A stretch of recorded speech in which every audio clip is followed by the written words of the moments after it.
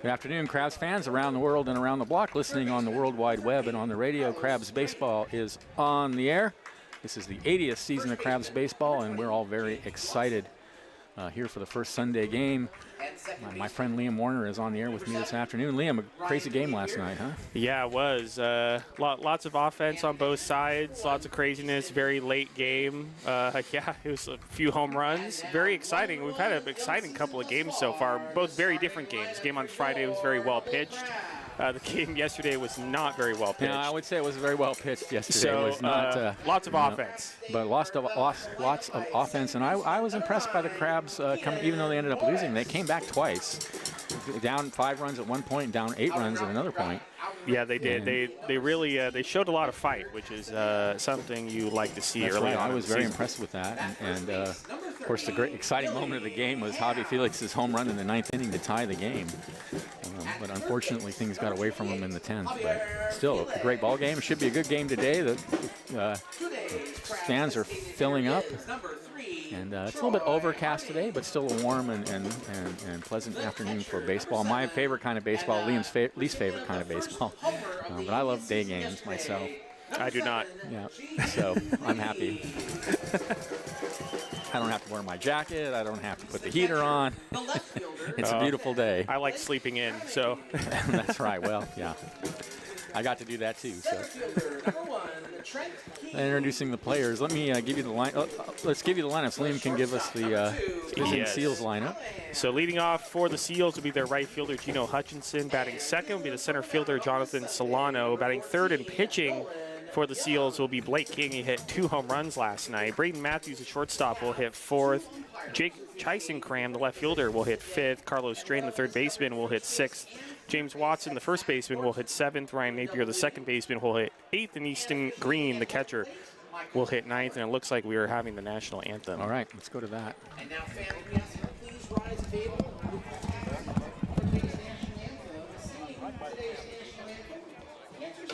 Yes, I am. Dion Slayton. Okay, here we go.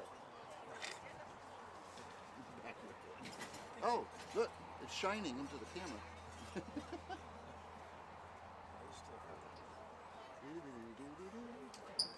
next to you.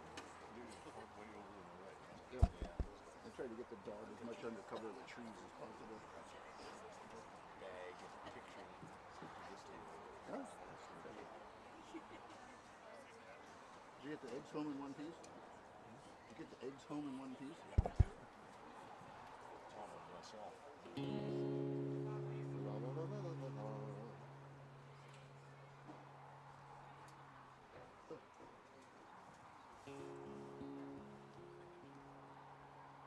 Oh, say, can you see by the dawn's early light what so proudly we hailed at the twilight's last gleam, whose broad stars and bright stars through the perilous fight, oh, the ramparts we watched were so gallantly streaming, and the rockets lit, the bombs bursting in air, gave proof through the night that our flag was still there. Oh, say does that star-spangled banner yet wave for the land of the free and the home of the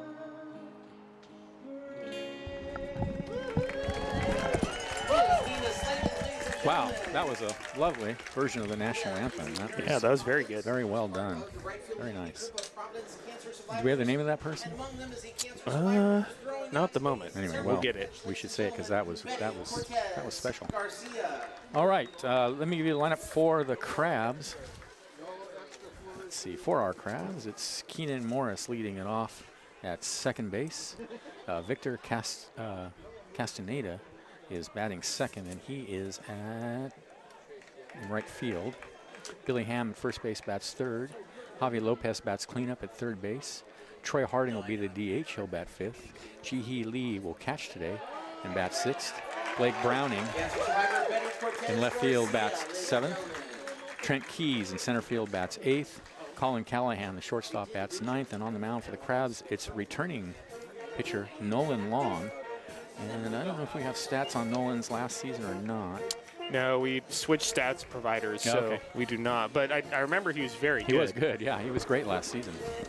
So we're ready to go. It's a lovely Sunday afternoon. Plenty of time to come out and join us if you haven't. If you have time. And the band is here. They are rocking as usual. Long taking his warm-up pitches. Let me set the defense for you. It's Long on the mound. Ji-Hee Lee is catching. Billy Ham's at first. Keenan Morris at second. Javi Felix at third. Colin Callahan at short. Blake Browning in left. Trent Keys in center. And Victor Castaneda is out in right field. Rubber game of a 3-game series. Crabs winning 2-1 on Friday night, losing, I think it was final score last night was 15-13. 17-13. That's right, 17-13. Wow. It was late and I was proper tired. football score. It got late and I got tired, but. Well, Liam, it's great to be back.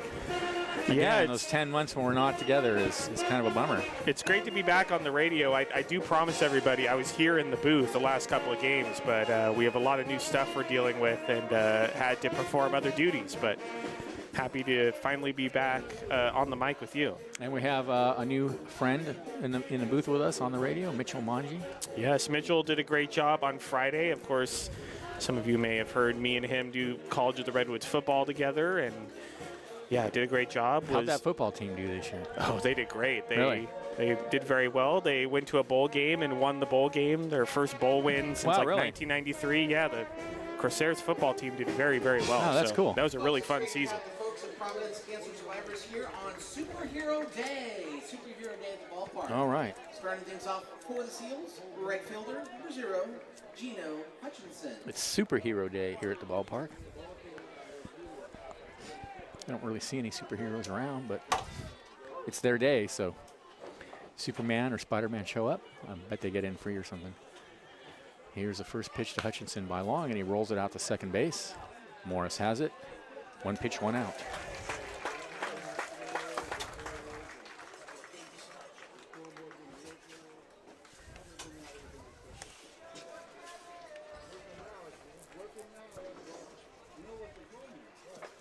All right, here's Jonathan Solano. Solano last night had 2 hits, and he walked a couple of times. Left-hander against left-hander. Long sets. And comes home. Fastball low.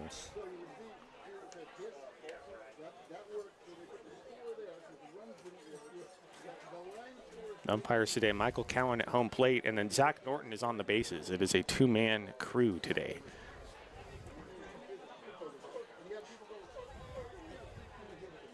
The 1-0 pitch. This is high.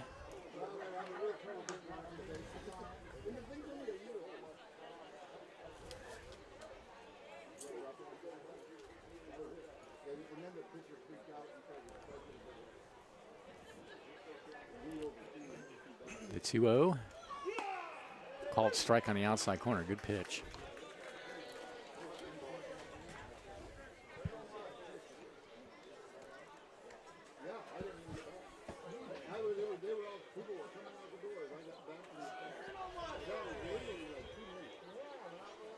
The 2-1.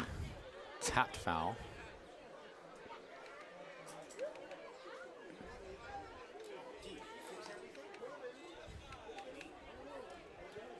We have a new component this season around the ballpark. We placed a bunch of cameras around the ballpark to Surveil the for fans. yeah, for coaches to get different angles of the pitching and the hitting and everything. There's a camera in center field. Here's the 2-2. Fastball rides high and inside. There are cameras facing the left-handed hitter, right-handed hitter, left-handed pitcher, right-handed pitcher, and eventually all that data gets logged by Synergy, the provider, and we'll have information on where the pitches are going and what kinds of pitches the pitchers are throwing, and Wow. all kinds of cool information. That's cool. 3-2 pitches, fouled out of play. We don't have that data just yet, but we should hopefully sometime next week. And It's a brave new baseball world. we also have the TrackMan unit on top of the booth, which is not operational yet, but we'll get operational soon. It'll track things like exit velocity, pitch speed, distance. Will we on be the able ball. to get that information in real time? 3-2 We pitch. should, Oh, that's cool. That's very cool. yeah. But that's not operational yet, but we should have it operational soon. So the Crabs Nice. are part of the new Pacific Empire League, and with the joining of the league comes a bunch of new cool components for this season that we are very excited about. That is exciting. 3-2 the count. One out, nobody on, just getting started. And the pitch. Called strike 3 on the outside corner. Happy trails. 2-way. Solano knew it. He just turned and walked away. That was a beautiful pitch. Sure was. Just froze him. Number 30, Blake. Here's Blake King, the pitcher. King had a huge night last night. 2 homers and a double. Well, like you were saying last night, Benjamin, I've never seen an opponent hit 3 balls that hard In one game? in No. one game. Here's the pitch, and he hammers that one foul. Boy. I mean, both of his home runs were no doubters. I don't think he There was makes no soft question. contact. I mean, even the one ball he hit was right at Callahan at short, and that was scorched. Yeah. I'd be very careful of this guy. And he's pitching today. And he's the pitcher. We'll see if he pitches as well as he hits. Yeah. Here's the 0-1. And he takes a fastball high and outside. Do we have our own Shohei Ohtani on Yeah, our I don't hands know. here? We might. Otani's hurt right now, isn't he? I don't know. No, you don't follow. That's right. You don't follow it. No, I am the opposite of a Dodger fan. Let's just put it that way. 1-1 the count. Ooh, fastball. He tried to hold up, and could he do it? They appealed to first. No, he could not. That is a strike. 1-2. It's pretty obvious from here that he went around. Yeah, yeah. We don't have the best angle because we're right behind home plate. But still. You could still tell. Yes. 1-2. On 50-50 check swings, it's really hard to tell from up here. The 1-2 is fouled out of play. So that's another thing with those Synergy cameras. You can go back and look, down the line to see if the check swing call was right. Because you have views from both sides. And with the TrackMan unit, I think actually tracks the strike zone in real time.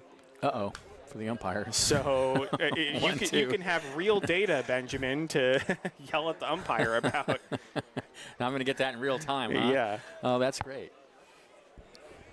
It's going to up your game. No, that's really going to change my life. 1-2 the count. It's like the strike zone box on the TV. No, that's great. I can't wait.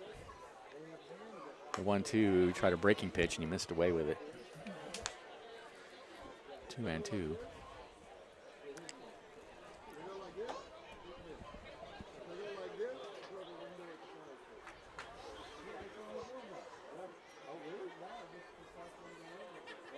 And the pitch. Line in the center field for a base hit.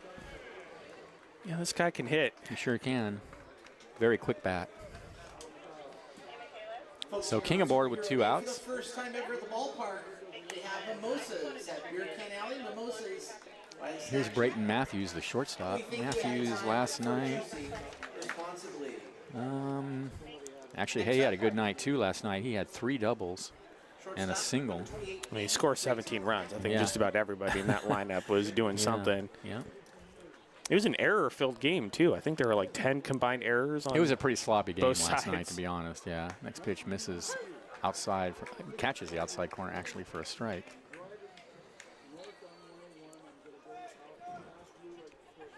No, it was not pretty. Definitely It not. sure was fun. 0-1 the count. Here's the pitch. There's another fastball on the outside corner, and Long's ahead 0-2. I think as the scorekeeper, though, I prefer a game like Friday's, a 2-1, where it's A little bit simpler to nice keep and track. clean and well played. Yeah. The 0-2. This is low and outside.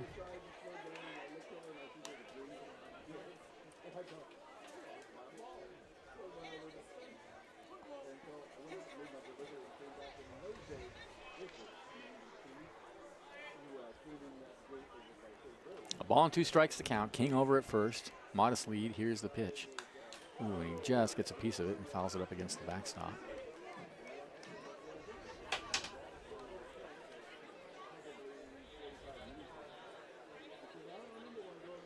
So still the count is 1-2. Great crowd, man. The place is full, huh? Well, first Sunday game of the season. That's right. Yeah, I'm not And surprised. unlike me, I think a lot of people do like day games. So. Oh, yeah. I mean, you know, pure baseball fans love day games. Okay, okay. Here's the 1-2. Swung on and missed. Took something off. And Matthews is gone. No runs, a hit, no errors, no one left. And at the end of half an inning, Seals nothing, Crabs nothing. This is exciting Crabs baseball. 107.3 FM.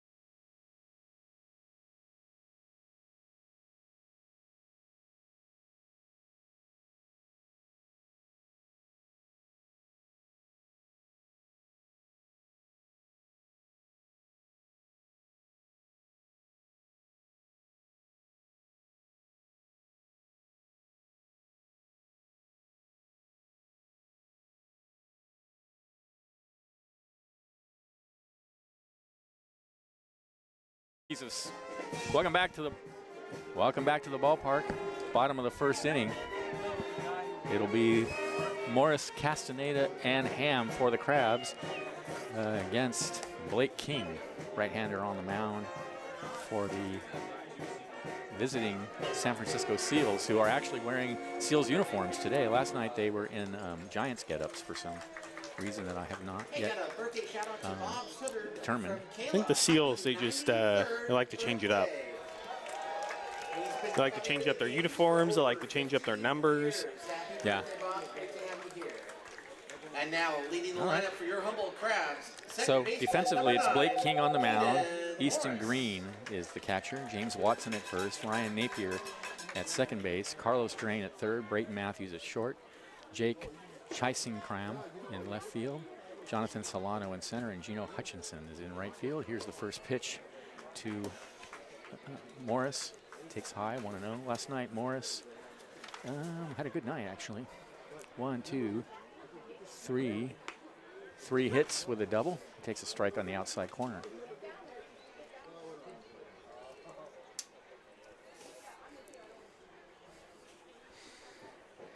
The 1-1 pitch is swung on and missed. Good pitch down and in from King there.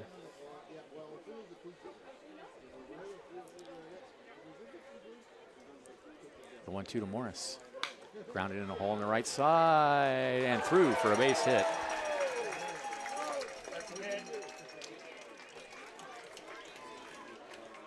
All right, Morris aboard to lead off the game. Next up, right fielder, number 16, Victor. Here's Victor it's Castaneda, is it not? Yeah, Castaneda. Victor Castaneda. I think he has a fan club. Sounds like he does, for sure. Wow. Left-handed hitter. And he takes a fastball down, breaking pitch down and in. He came into the game. He didn't start last night, but he came into the game at some point, didn't he? He was in the pinch game at some ran, point. I believe. Pinch ran, that's right, in the 9th inning. He did not hit. 1-0 the count. And the pitch. He fouls it over towards the Seals dugout. A ball and a strike now the count.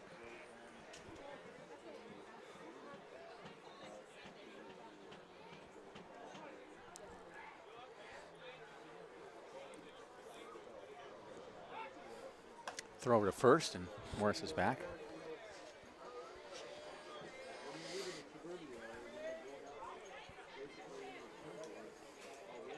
Big lead over there. He's going.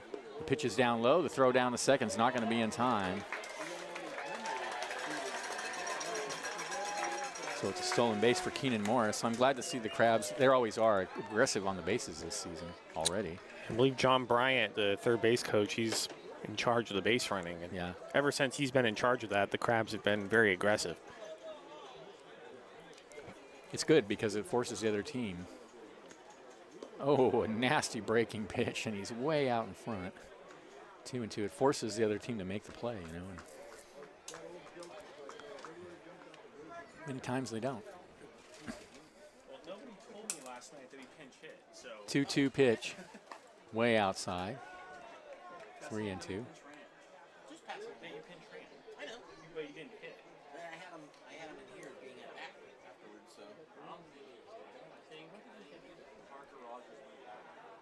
The 3-2. Down low, and he walks him. I don't know. I'm pretty sure he's just boy, Jimmy Folger. All right, first and second now for the Crabs. Nobody out. Here's Billy Ham. First baseman, number 30, Billy Ham. And last night, Ham was 0 for 5, 0 for 4, but he was hit by a pitch, I think, 3 times. And he takes a big cut, an off-speed pitch, and swings right through it, 0-1. So Morris at second, Castaneda at first.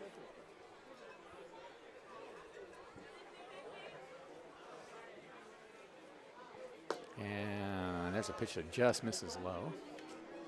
1-1.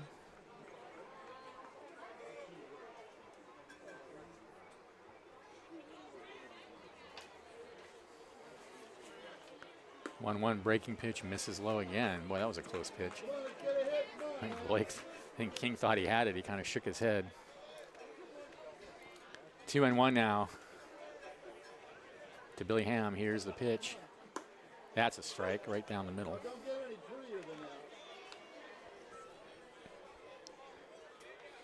Two and two.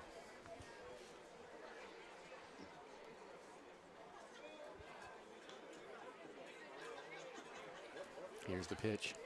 In the air, deep to right field. Still going. Caught on the warning. No, dropped. No, he dropped it. Dropped it on the warning track. That's going to score 1 run. It looked like it was going out, but it was hard to see from this angle. And it finally made it to the warning track where the center fielder was unable to make the catch. I think it's the right fielder that dropped it. As the right fielder? Did he drop it or did he just not I think he dropped it. It looked like he dropped it from my view. E9. So that'll be an error on the right fielder. Hutchinson.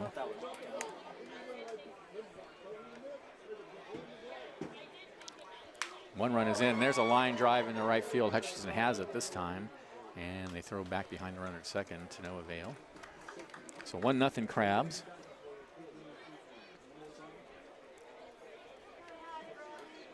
Next up, Crabs designated hitter, number 3, Troy Harding.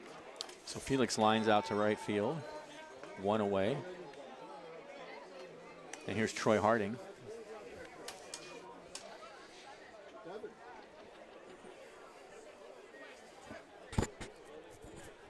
And the pitch to Harding is a strike right down the middle. So Castaneda at second, Ham at first.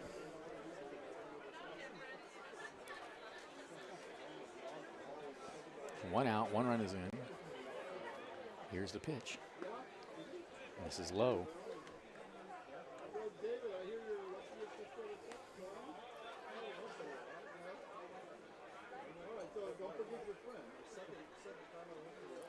There's a fastball in there for a strike on the inside corner. 1-2 the count.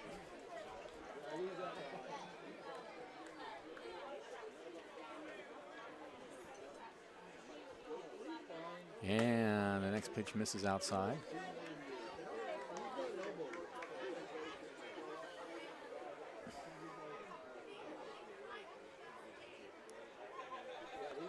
Two and two. And next pitch is fouled out of play. I see we got the scoreboard working properly now. Yeah, it just needed to turn off overnight. It takes a very long time to turn off, and that's what we were trying to do last night. But it turned off overnight and turned back on. It looks like it is functioning correctly as of right now. 2-2 pitch. Ooh, slider away. Held up. 3-2. He wanted it. And so 3-2 to Harding. 2 on, 2 outs. Here's the pitch. Ball 4. So bases are loaded now.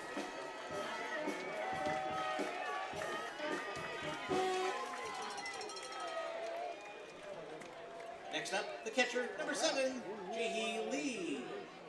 And here's Jihee Lee. Lee had a good night. Homered last night. Had a few hits. Let's see. I think he had 3 hits, including a home run. Yeah, he hit a bomb onto the freeway last night. And the first pitch to him is outside. That was a line shot he hit last night. That was not a. That was a rope. 1-0 pitch. He fouls it out of play. That foul ball, sponsored by The Fireplace on F Street here in Arcata.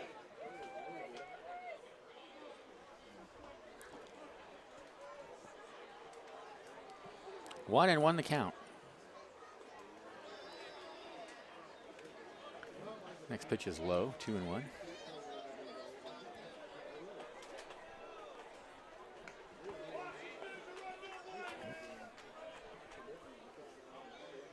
The 2-1, high and inside.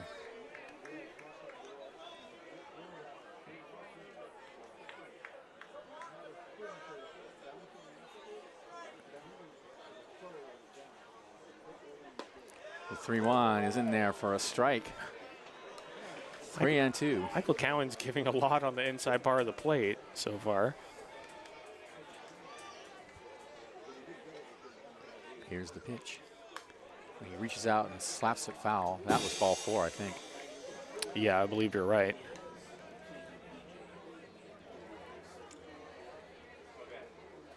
Castaneda at third, Ham at second, Harding at first. 3-2 the count to lead. Crabs have plated a run here in the bottom of the first.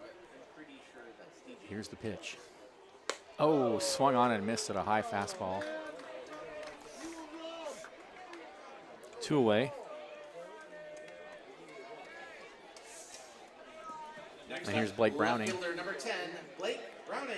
Blake Browning, in his season for the College of the Redwoods Corsairs, he set the single season home run record for College of the Redwoods. Oh, right, I read that. That's interesting. Season yeah. 8 home runs. No, could use one here. Here's the pitch. And it's a called strike, but it kicks away from the catcher. No advance.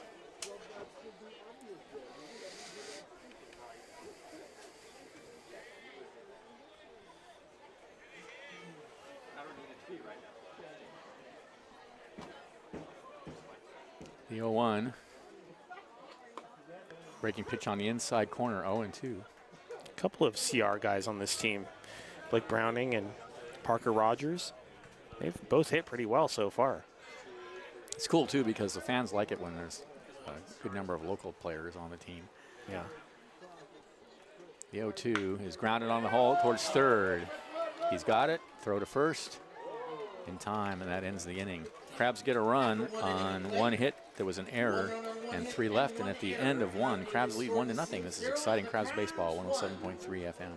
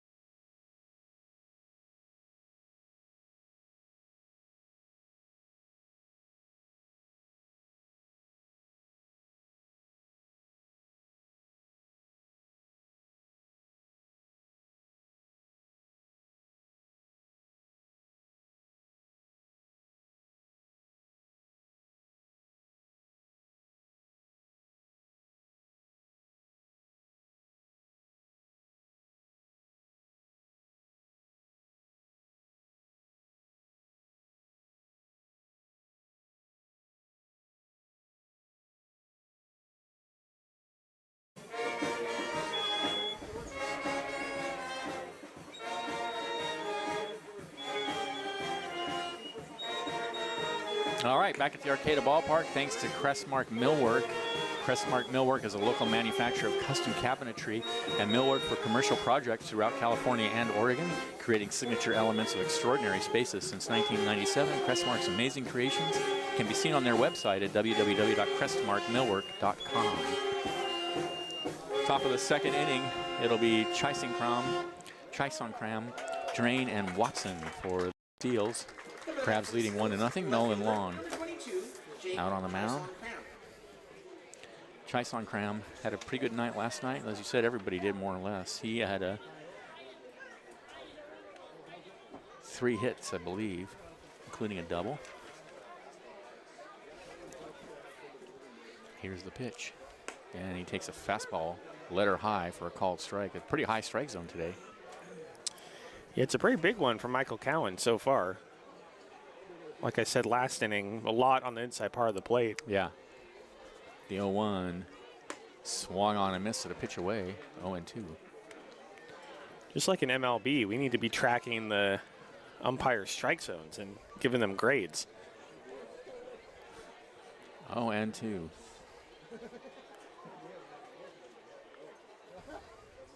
And there's a fastball away, 1-2.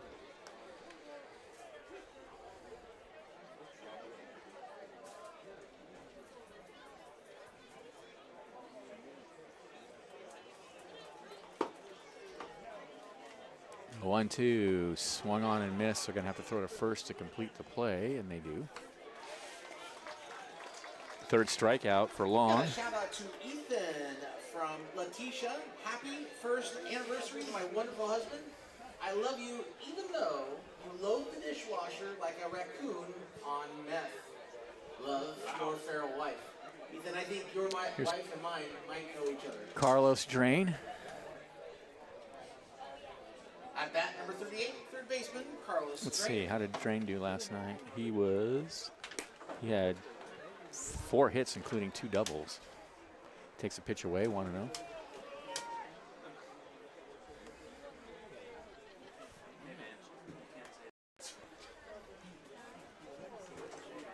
The 1-0 is hammered down the left field line. That's going to be extra bases, most likely, on his way to second.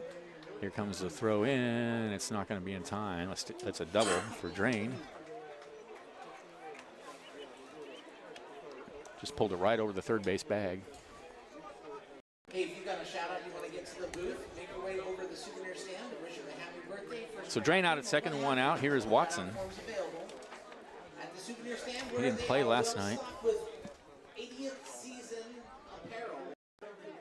Oh, actually, he pitched last night. He did play. He was the pitcher. He did not get a decision. First baseman, number 20, James Watson. He's at first base this afternoon. Big, tall, left-handed hitter. Long sets. Looks at second. Here comes the pitch. Fastball right down the middle for a called strike.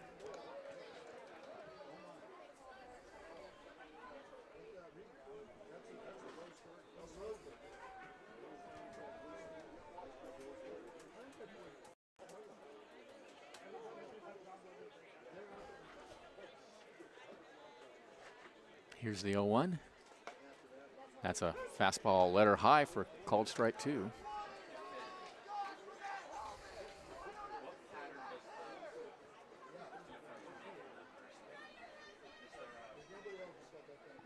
Oh, and to the count to Watson with 1 out and Drain out at second.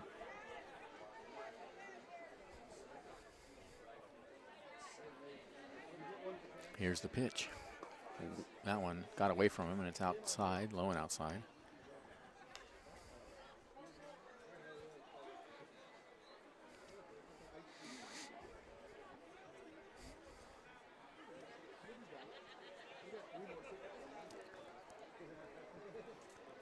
One and 2 the count.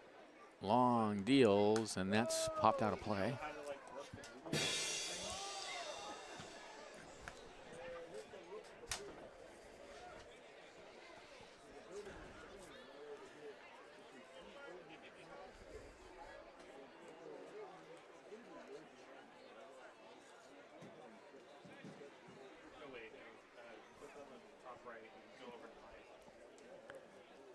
from the set.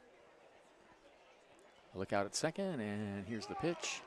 Breaking pitch misses low. 2-2.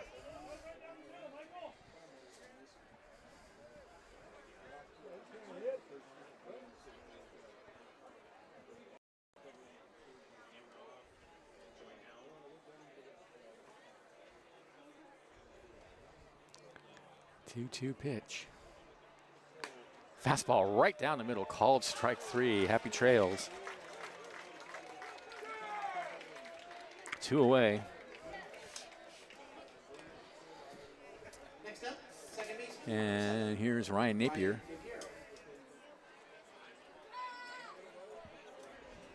Didn't play last night.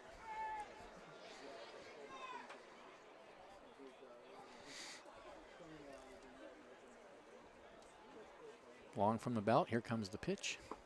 That's fastball low.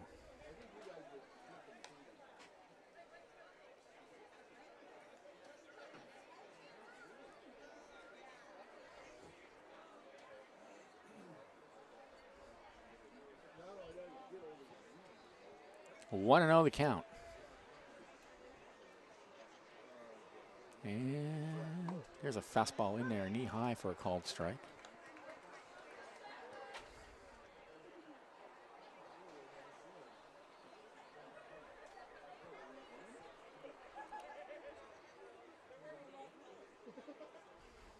One and 1 the count. Here's the pitch. Line in the right. Oh, a leaping catch by Keenan Morris for out number 3. That ends the inning. No runs, there was a hit. There were no errors and a runner left. And at the end of an inning and a half, it's 1-0 in favor of the Crabs. This is exciting Crabs baseball, 107.3 FM.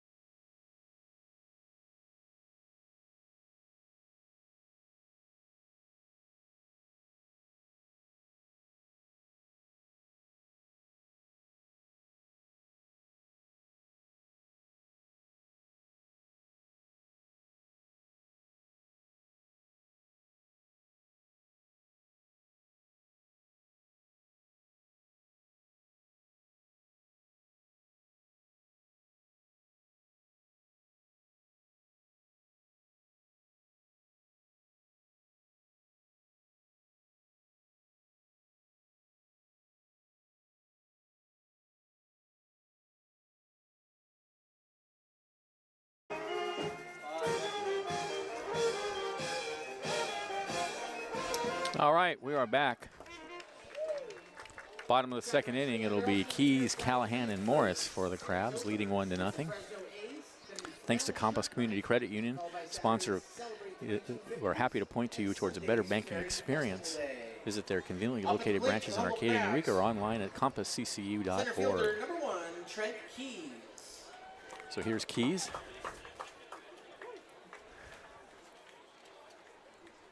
And the first pitch to Keys is swung on a miss. King took something off it, had him out in front. King changed his speeds pretty well. Keys was 1 for 5, I think, last night. Left-handed hitter. Here's the pitch, and he takes low.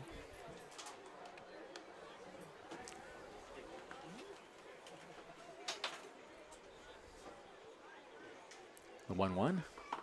Swung on and missed.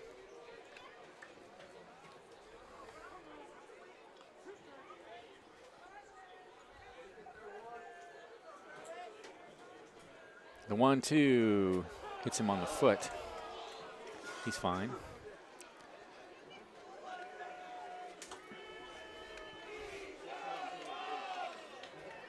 And let's hear it for the bat boy, Jimmy Folgers.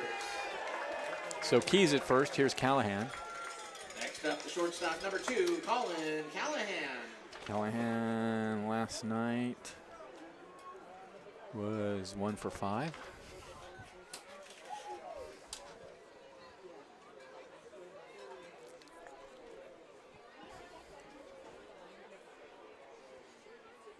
Here's the pitch.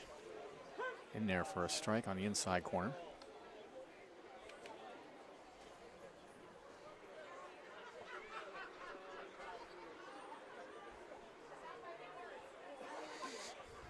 The 0-1, throw to first.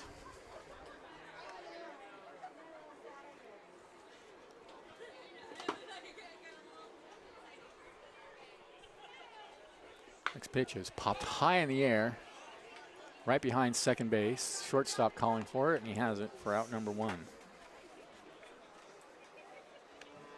Back to the top of the order. Here's Keenan Morris. Singled in his first at bat. Leading the lineup for your Humboldt Crabs, number 9, Keenan Morris. No, that's really not. Not good. Mostly it sort of got a few losses in the back. It's not Throw to first.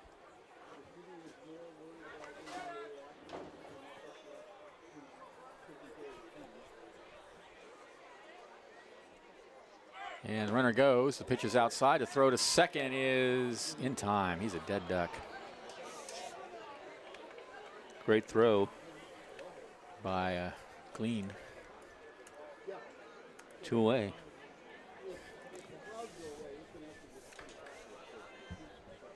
I want to know the count to Morris.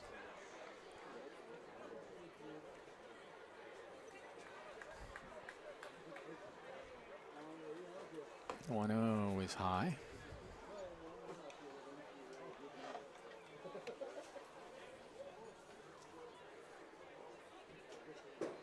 Two-0 pitch. This is inside.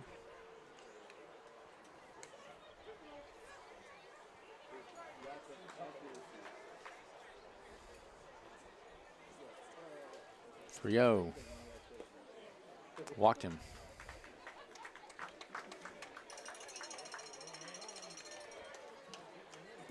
Next up, number 16, Victor. So Morris on board for the second time this afternoon, and here's Victor Castaneda. He walked his first appearance.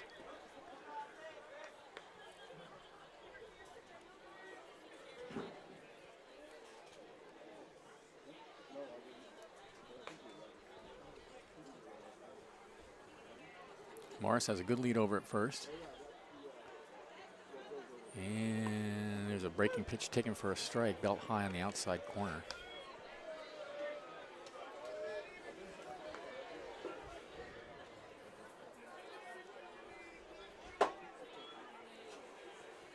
Here's the next pitch is fastball low and inside.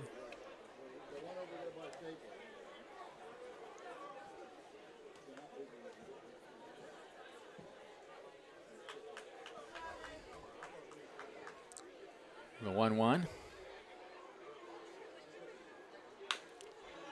Grounder out to short, couple of hops. He steps on the bag, and that'll end the inning. No runs, there were no hits, there were no errors, and one left. And at the end of 2, the Crabs lead 1-0. This is exciting. Crabs baseball, 107.3 FM.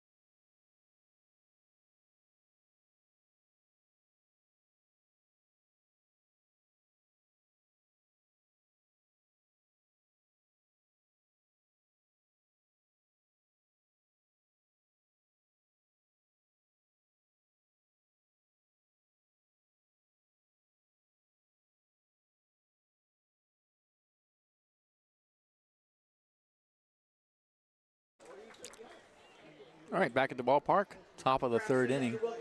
It'll be Glean, Hutchinson, and Solano for the Seals. Thanks to Cypress Grove Cheese, leading producer of delicious artisan goat cheese, including Humboldt Fog, one of the most famous cheeses in the country. Based in Arcata, California, Cypress Grove cheeses are available at cheese shops and grocery stores nationwide and online at cypressgrovecheese.com. Leading the lineup, Gino Hutchinson.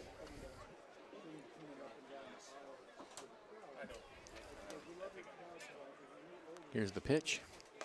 Fastball rides high, want to know. Glean last night was 0 for 4 with 3 strikeouts. Tough night. The 1-0 pitch misses outside, 2-0.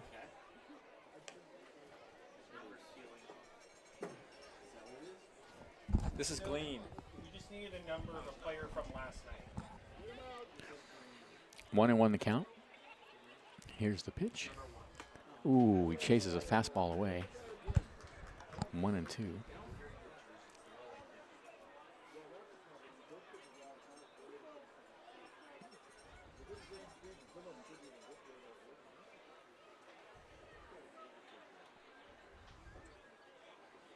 And the pitch. Fouled out of play.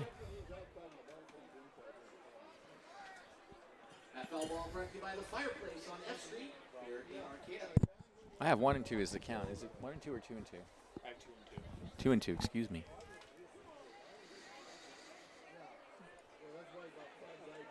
Wind is blowing gently towards left center field today. Next pitch is in on the hands, and he grounds it over towards the Crabs dugout. Usually the wind picks up around 2 o'clock in the afternoon on these day games. Sun is coming out. It's turning out to be just a lovely afternoon. 2-2 the count. Here comes the pitch. Lined in the right center field. That's going to drop. Over to get it is Castaneda to hold him to a single. That was the catcher number 1, Easton Green. Next up, number 0, Gino Hutchinson. Here's Hutchinson. Grounded to second its first at bat.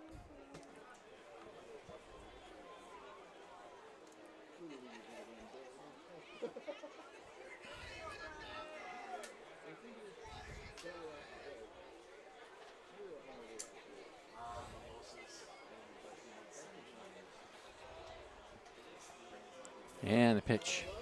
Fastball high and outside.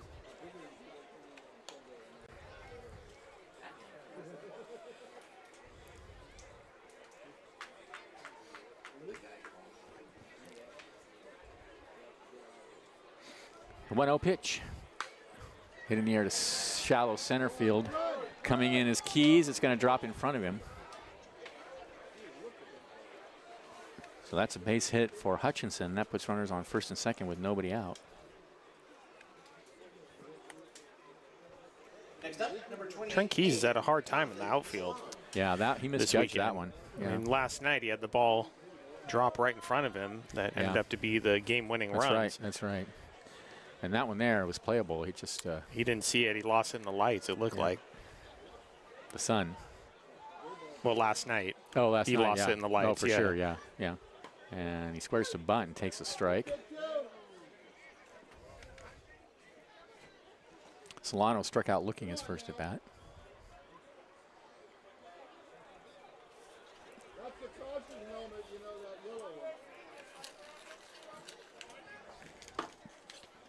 Glean at second, Hutchinson in first. Crabs leading 1-0, but the Seals are threatening in the third inning. Here's the pitch. And he bunts it in the air back to the pitcher. That hurt. Do we have a kids game at the end of this half inning? One away.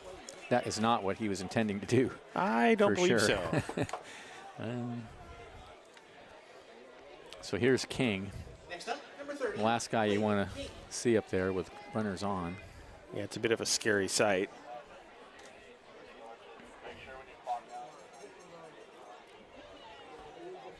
Perhaps can only hope he hits the ball hard on the ground somewhere.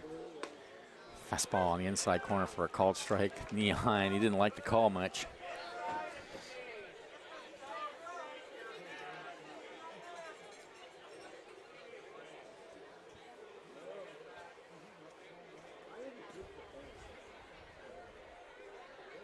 The 0-1. This is down low. And Michael Cowan's strike zone, it changes, it shifts. You know, it's dynamic. He's, Yeah. You know, he's growing and changing. Exactly. And the strike zone is growing and changing too. Here's the 1-1 pitch. Grounded out to short.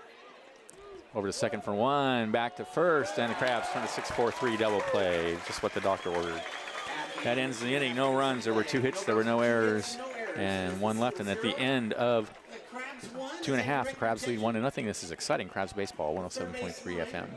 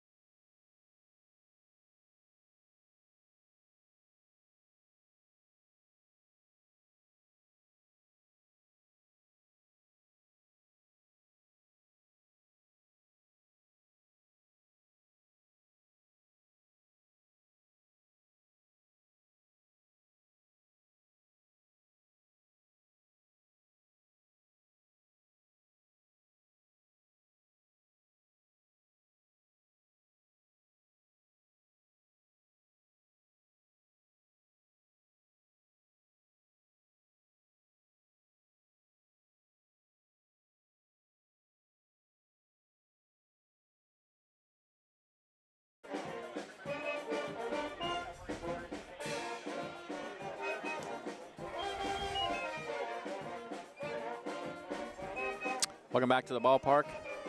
Bottom of the 3rd inning, Crabs leading 1-0. It'll be Ham, Felix, and Harding. Thanks to North May Automotive and North Coast Audiology. Also North Coast Mercantile, family owned and operated, serving Humboldt County since 1951. North Coast Mercantile brings you a fantastic assortment of domestic, import, and craft beers, as well as wine, spirits, non-alcoholic beverages, and snacks. Check out their Titus trailer in the right field beer garden at the Arcata ballpark, where they have 8 taps featuring local microbrews, wine, and cider. Coming to bat for your Humboldt Crabs, number 30, Billy. Here's Billy Ham. Reached on an error in the 1st inning.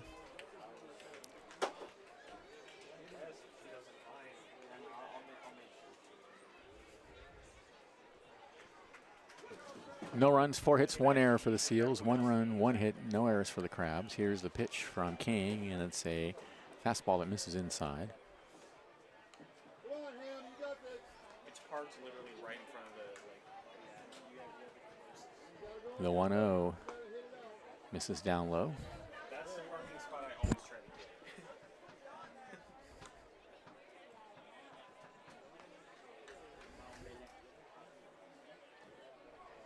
2-0 pitch. 0-1 outside.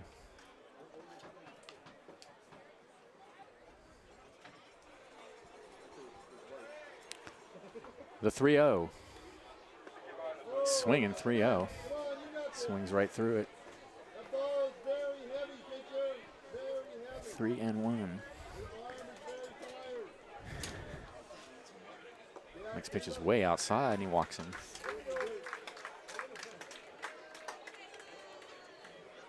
Next up, number 28, Javier. So here's Javi Felix. Line to right field his first at bat.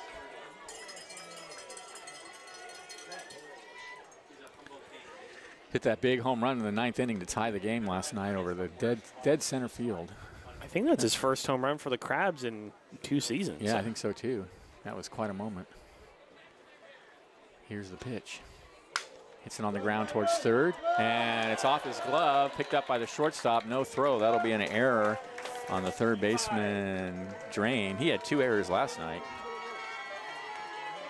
Here he comes, our bat boy, Jimmy Folger. So first and second for the Crabs now, nobody out. Here's Harding.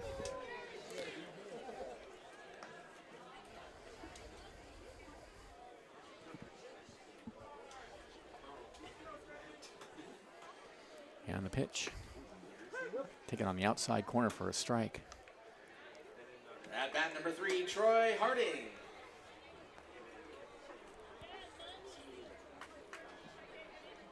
The 0-1 fouled out of play. I don't know what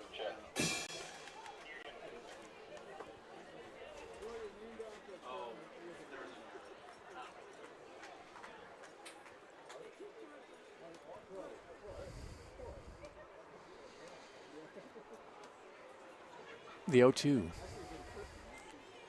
Breaking ball is low.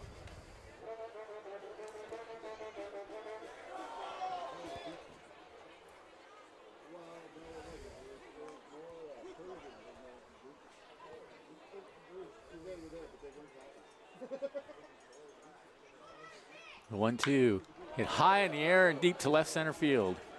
Going back, still going back, and it's up against the wall. Here comes Ham. Felix right behind him. Throw to third. They got him.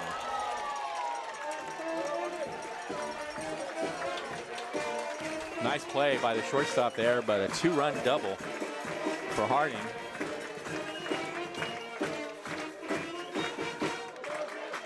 The deepest part of the ballpark out to the 394 sign. And the Crabs lead it 3-0. Here's Ji-Hee Lee.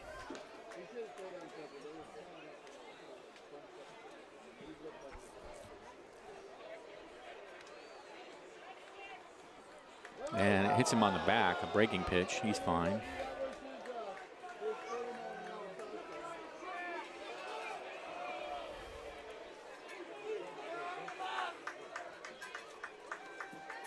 Tickets being sold in the stands as we speak, and make sure you're getting both colors. 50-50 tickets for sale in the stands. Next up, number 10, Blake Browning. So here's Browning. Grounded to third, his first at bat. Lee over at first. 2 runs are in for the Crabs.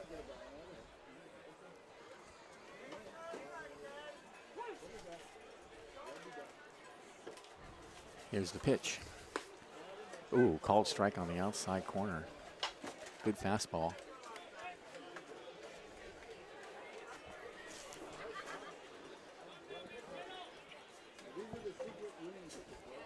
Runner goes. The 0-1 is tap foul.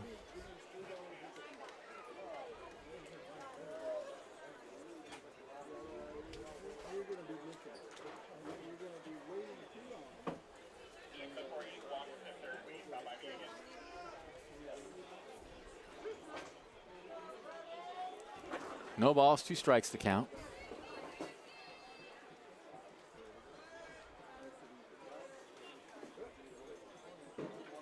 And the pitch. Tap foul.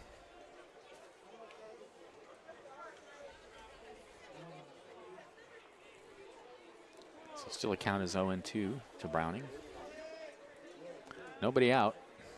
1 out. Is there 1 out? I have 1 out. That was made on the bases. Go back to first. By Harding. So walk, error. Oh, right. Double. Harding was thrown out trying Yep. to. Right, I forgot. Okay, so. 50-50. And there's a pitch down low. 2 tickets. 1 and 2 the count. Can I get some coffee? 1 of each. Thank you. You don't have to yell, Trace. Sorry about that. The 1-2. Tapped out in front of the mound. That's foul ball.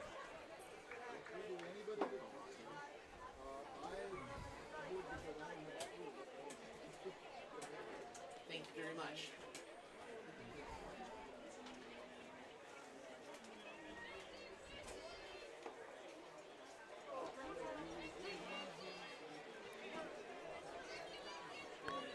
Still the count is 1 and 2. Here comes the pitch. Swung on and missed, got him. 2 away.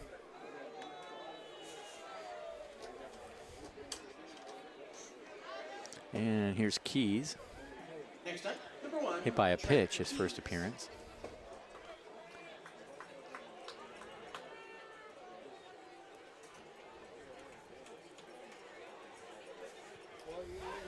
Throw to first.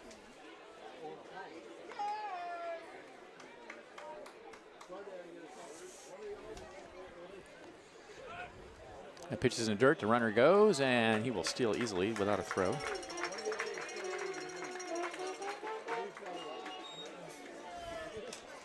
So Lee now in scoring position with the count 1-0 to Keys. Here's the pitch. Swung on and missed, took something off. Keys is out in front of it.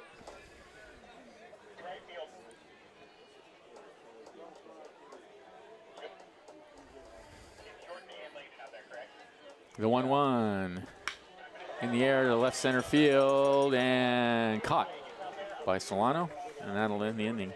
Crabs, though, get a couple of runs on one hit. There was an error and one left, and at the end of 3, Crabs lead 3-0. Stay tuned. Liam's coming up to bring you the middle innings. This is Crabs Baseball, 107.3 FM.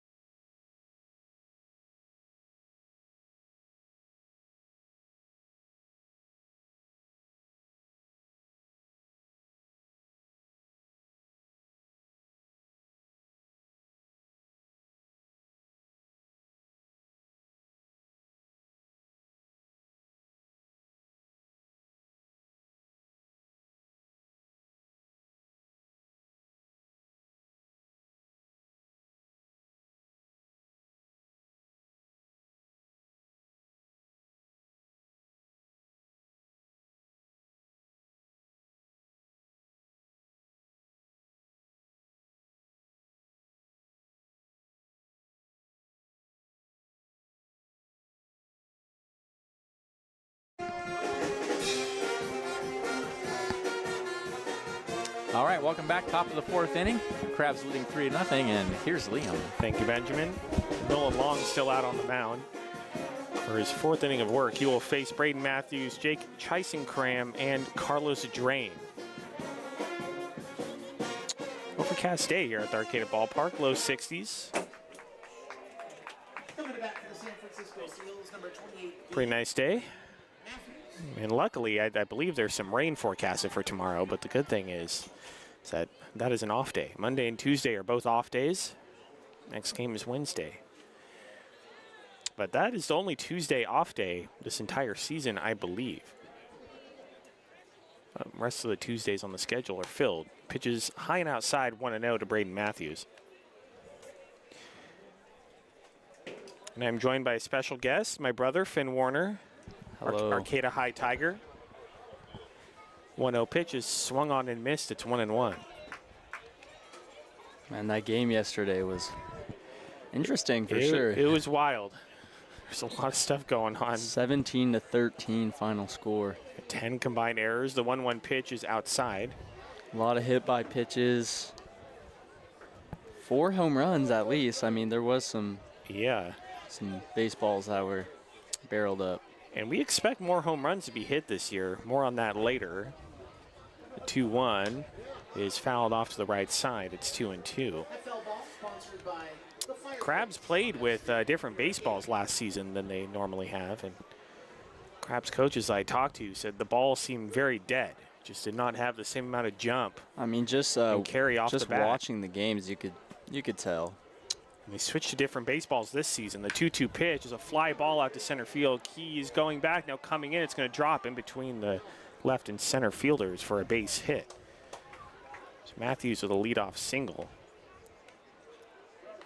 I think it's great to see 2 CR players on the team this year for sure. That's very cool. I couldn't tell you the last time we had a College of the Redwoods player. It's been a while. I'd have to look. I can't tell you from memory. I mean, Parker Rogers has played here against the Crabs at least. Yeah. At least 2 times, I think. So. He was on the California Tigers. That's a team that's put together just to face the Crabs. Chisenkram steps in. The pitch is outside. It's 1-0. Back from the fence a little bit, please. Look out for your safety. Thank you. It's great to have Blake Browning, the CR home run record holder now. The 1-0 pitch is fouled off to the right. It's 1-1. I was talking to Coco Figueredo over the offseason, former Crab. He was just talking about how excited he was about Blake Browning and that he was going to be on the Crabs. You know, I follow Coco Figueredo on social media, and he's still going around playing some pro ball. Yeah, he's an assistant coach for CR. 1-1. The runner goes, pitches outside to throw down to second, and he is out. What a great tag by the Crab shortstop. One away.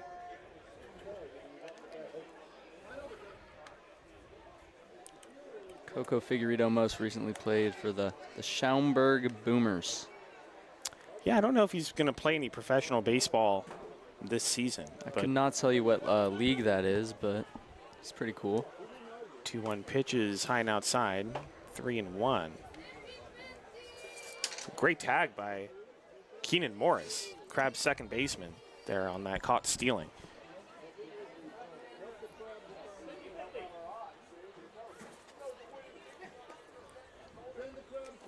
(3-1) to Chisenkram is sprayed foul off to the right. Count goes full 3-2.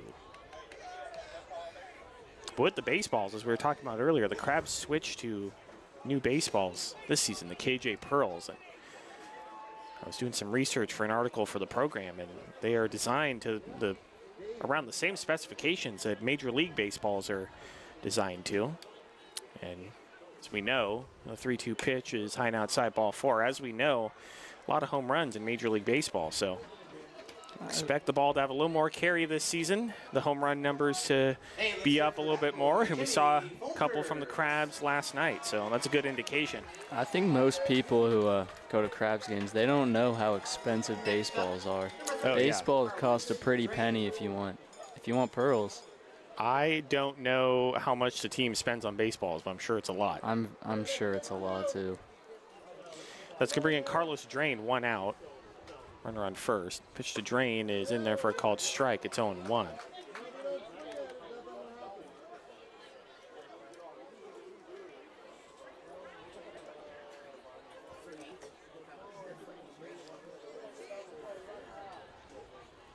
That one pitch swung on and missed. 0-2.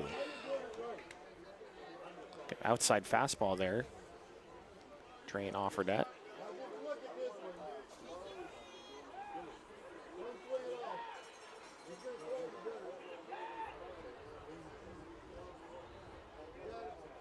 The 0-2 pitch is up high. It's 1-2. Now, some of you may know the Crabs have joined the new Pacific Empire League this season. These are not league games, so these will not count towards league standings. But this series, I mean, but very exciting that Crabs will be competing for a championship for the first time in a very long time this season. The 1-2 misses low and outside. It's 2-2. You know, being on the mic right now reminds me of Bill Walton. Rest in peace. Yeah, rest in peace. He was a legend. To a legend. Pac-12 games. Yeah, Pac-12 basketball is a fixture. The 2-2 swung on and missed, strike 3. Nice high fastball. And Carlos Drain screaming an expletive as he walks towards his dugout. He's not very happy about that one. 2 away. Next up, number 20. I don't think he was very happy with Mr. Cowan. Let's bring in James Watson. Yeah, like we said, Michael Cowan's strike zone can move around. But I believe that was a strike that he swung at. It was. Pitch to Watson is in the dirt, 1-0.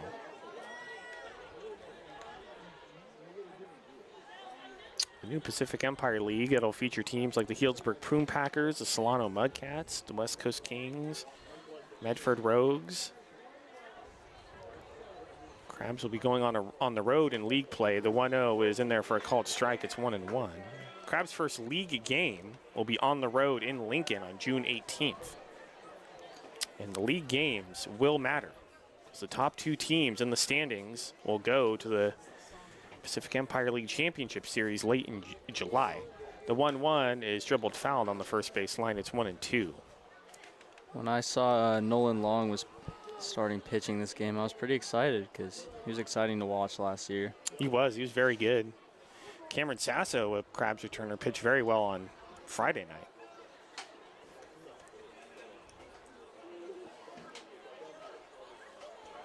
1-2 pitch is way high and inside off the glove of catcher Jihi Lee, but he gets to it quickly, no advance. It's 2-2. I'm sure Caleb Ruiz will start a game here at some point. He came out of the bullpen last night for only .2 innings. Had a bit of a tough outing, but I mean, you know, who knows when the last time he pitched was in a competitive ball game. 2-2 was way high and inside again. Almost hit Watson second straight time. Count goes full 3-2. Now the Crabs this year, they have a lot of college freshmen that didn't play much their freshman year, but at pretty prestigious schools when it comes to baseball. Robin Guyver is a good recruiter. Crabs manager, 3-2, runner goes, and it's hit through the right side of the infield. That's a base hit. Chysenkram will stop at second. Be first and second with 2 outs.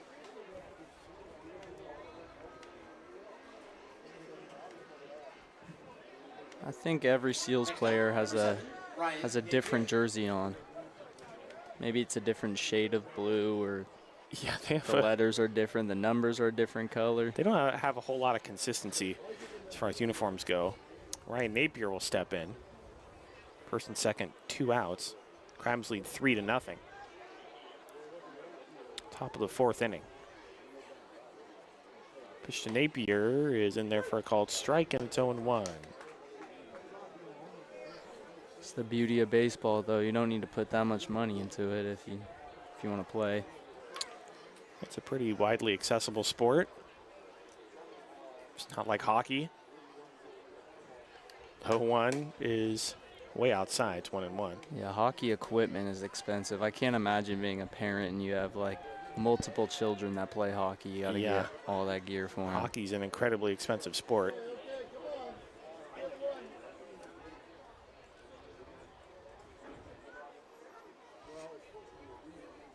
Check on the runner by Long. The 1-1 is a fly ball out to center field. Keys racing after it. It's going to drop in front of him for a base hit. Chysenkram around third.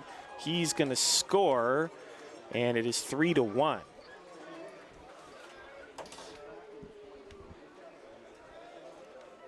There's a lot of balls getting hit to center just out of Trent Key's reach. Folks, we got a shout out to the booth to Yeah, he's had a tough time. Not happy birthday, completely his fault. Betty's mom, Talisa, went to labor 1 year ago during 2023's first Sunday game. Happy birthday, Betty Mata, 1-year-old. Welcome back to the ball I don't know game. if you mentioned it yet, but last night there was a tough fly ball. I don't think Trent Keys saw very well that dropped in front of him. Let's bring in Easton Green. The pitch to him is in there for a called strike. It's 0-1. Yeah, like I said, not totally his fault. I mean, he lost that fly ball last night in the lights. And sometimes those fly balls at night are really tough to read, especially if you've never played this outfield before. The 0-1 is a little looper to the shortstop, and he's going to flip to Keenan Morris at second, and that's going to do it. Callahan with the play. That's going to do it. 1 run for the Seals. 3 hits, no errors, 2 left on. Head to the bottom of the 4th. Crabs lead 3-1. You're listening to Crabs Baseball, 107.3 FM.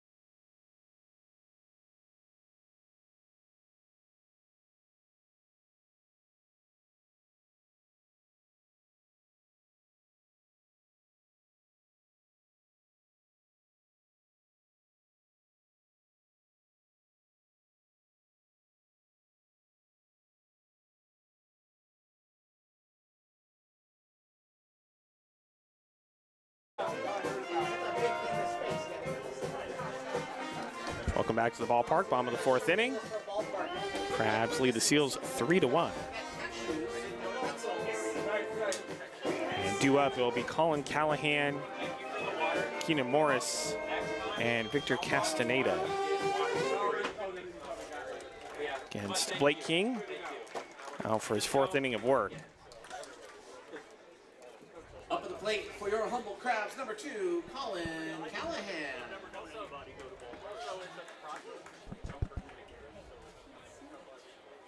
Pitch to Callahan is right down the middle for a called strike. It's 0-1.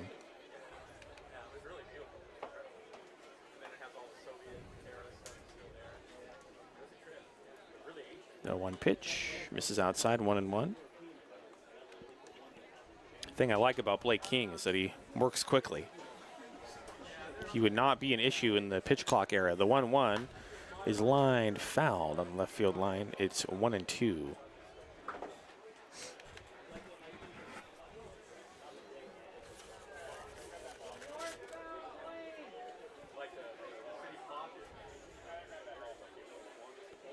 The 1-2 pitch is a line drive out to center field, and that's going to fall right in front of Solano for a base hit. Leadoff single for the Crabs.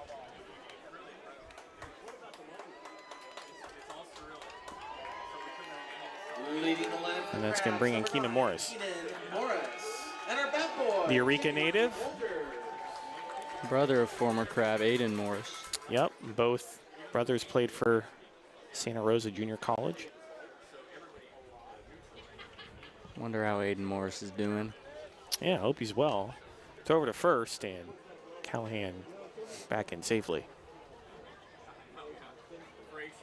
Aiden Morris was a very good defensive catcher for the Crabs. Pitch to Keenan Morris is out to left center field, and Solano will range to his right and make the catch, 1 away. I've noticed in this series a lot of the hits for the Crabs are going straight to the outfielders, and a lot of the Seals hits are going right where they're not. That is true. Jen McFerrin from her friend Claire. Happy birthday. 1 out runner on first. That's going to bring in Victor Castaneda. Benjamin is nearing. And Benjamin is chatting it up right in front of us in the stands. Victor Castaneda in the dirt, 1-0. My time is numbered up here. For those who don't know, the reason why Benjamin was gone on Friday is that he was in Bulgaria. Which is pretty cool. Wish I was in Bulgaria. The 1-0 is lined fouled on the first base line. It's 1-1. I'm sure he'll talk about it at some point, but he had a great time. I don't have Castaneda's stats for college right in front of me, but I remember looking at them, and they were very, very good. I'm pretty sure he had 7 home runs last season, and he is only 5'7". Runner goes, the 1-1 is in the dirt, a weak throw down to second, and Callahan's gonna have it stolen easily.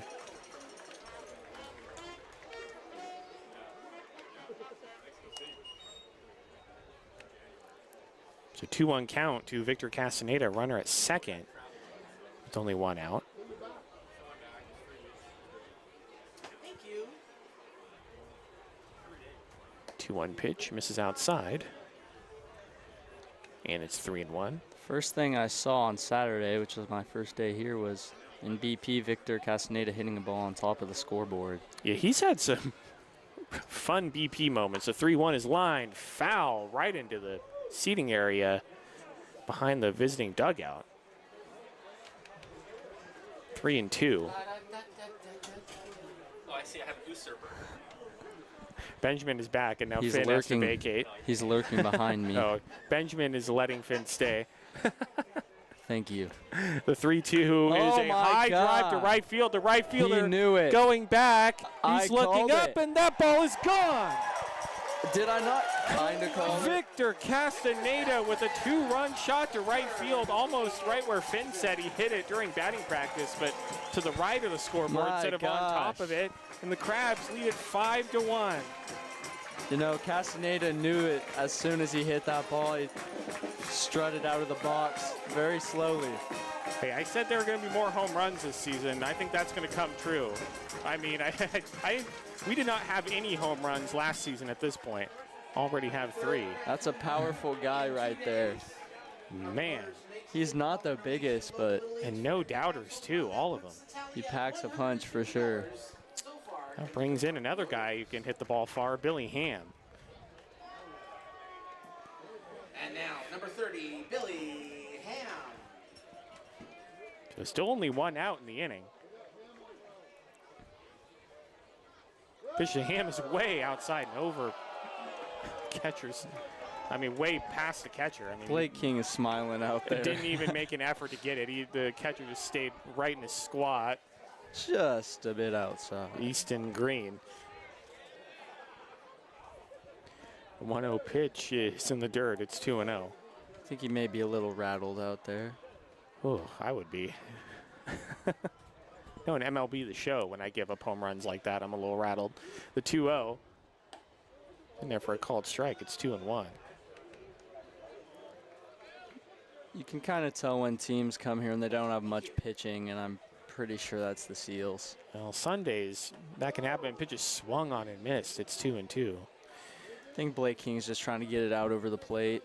I mean, even though the Seals won last night, they still did give up 13 runs. Their pitchers got hit pretty hard. The 2-2 was grounded foul on the first base line. Our Still pitchers 2-2. just got hit a little bit harder. Yeah. Man, Blake King, who's pitching right now, 2 home runs last night and a hard hit ball off the wall. You know, No doubters. we were saying just walk him. 2-2 and a check swing in the dirt, and Michael Cowan, the home plate umpire, is just going to make that call himself and say he didn't go around. I think he's having the conversation with the catcher that I don't want to check down to first. I got it. And I mean, with a lefty up, and Zach Norton's at first base right now, so he does not have a good angle of it. That is very true. It's a 2-man crew today. The 3-2 is a ground ball right to the second baseman. It kind of hops up on him, but he gets it and throws to first, 2 away. Ryan Napier at second making that play. Summer. Hope you have a good one. Love, Aurora.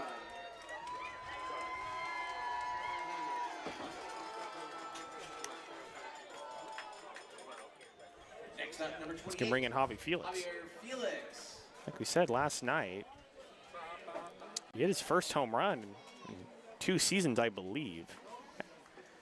First pitch to Javi is low and outside. 1-0. I don't believe he had any home runs last season, but the home run total last season was down by a lot compared to most years. The 1-0 check swing, and Michael Cowan calls it a strike. It's 1-1. I mean, the home run total, usually the Crabs' home run total is in the 20s. The 1-1 pitch is in the dirt. It's 2-1, but the Crabs only hit, memory serves me right, like 11 home runs last season, which is very, very well below their normal total. And like I said earlier, the coaches were saying that the ball I think the Crabs were using last season was very dead, as they Blake like to King call just signaled that his elbow is hurting. it. Yeah, we might have an injury. Maybe it's just sore. I mean, it's better to Yeah, you catch it early and get him out of there. Yeah, with pitchers, you want to be really careful about that kind of stuff. And the coach is out there to talk to Blake King. Let's run you through some scores around Major League Baseball today. As soon as I get that pulled up. The Giants and the Yankees tied at 1, top of the 3rd inning. Oracle Park in San Francisco. The Giants have had a hard time with the Yankees so far. Hasn't Aaron Judge hit like 3 home runs in that series so far? 3 home runs. He grew up watching the Giants. He got booed in his first at-bat. Of course, Aaron Judge, he grew up in Linden, California, which is near Stockton. So, like, kind of relatively close to San Francisco compared to the rest of the country, I guess. San Diego Padres in Kansas City playing the Royals. That's 3-3, bottom of the 9th inning. The Dodgers currently lead the Rockies 2-0, bottom of the 3rd in Denver. And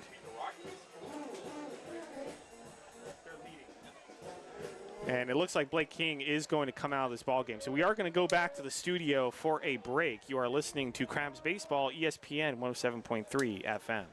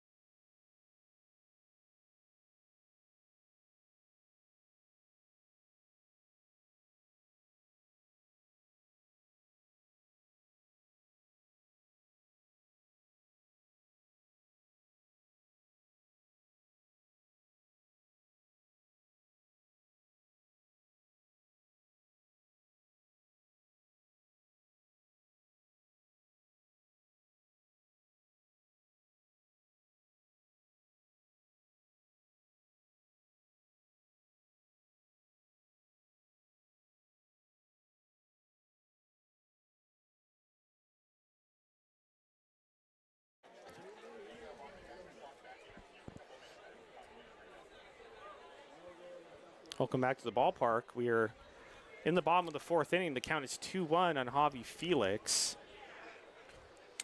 And a new pitcher coming into the game, we believe it's Micah Billings, although we're not quite sure because the number he has on was not on the lineup card. Well, isn't that interesting? Does happen every once in a while, but Blake King, it looked like he sustained some sort of injury to his arm. It didn't look severe, Let's hope but it's not bad. That's terrible. didn't look severe, but you do want to be careful with the pitcher's arm. So he did come out of the game in the middle of that bat. So I wondered why. I happened to come in. I was taking a break, and I happened to notice he was coming out, but it was right after the out was made. did look like kind of just indicated to his coach that his arm wasn't feeling great. So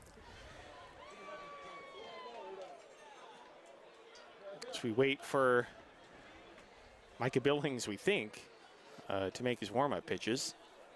What's the holdup? Well, I mean, when a new pitcher comes in due to injury, they do get as much time as they need. Yeah, but he's not warming up at all. To warm up. But Michael Cowan was having a conversation with the Seals dugout. I'm not sure about what. I mean, I know the Seals, since they hit their pitcher to start the game, they are not using the DH. They that's true. Don't have the right to use the DH for the rest of the game. Pitcher does have to hit. Which, I mean, isn't that a novel idea? They might not have enough players at this point to have a DH. So, well, Javi Felix will step in. And it is popped up in the infield right down the third base line, and the pitcher Billings will make the catch. And that is it for the inning. That was the third out. So the Crabs, they get 2 runs off of the home run by Victor Castaneda out to right field. Crabs lead at 5-1 as we head to the 5th. You're listening to Crabs Baseball, ESPN 107.3 FM.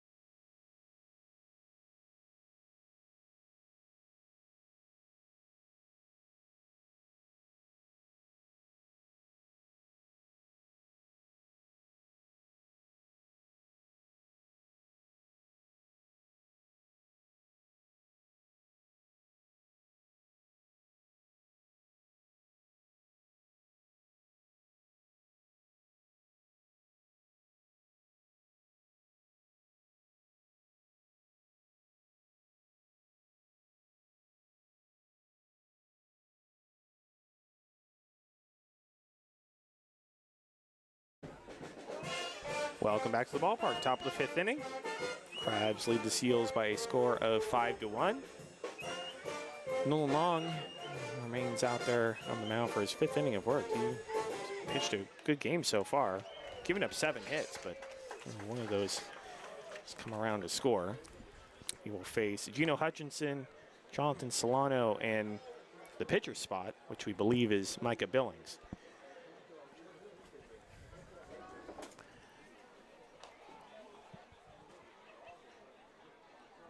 As we wait for the inning to start, I'll give some more scores from Major League Baseball. Angels and the Mariners scoreless, top of the 4th, T-Mobile Park in Seattle. The Giants have taken the lead over the Yankees, bottom of the 3rd at Oracle Park.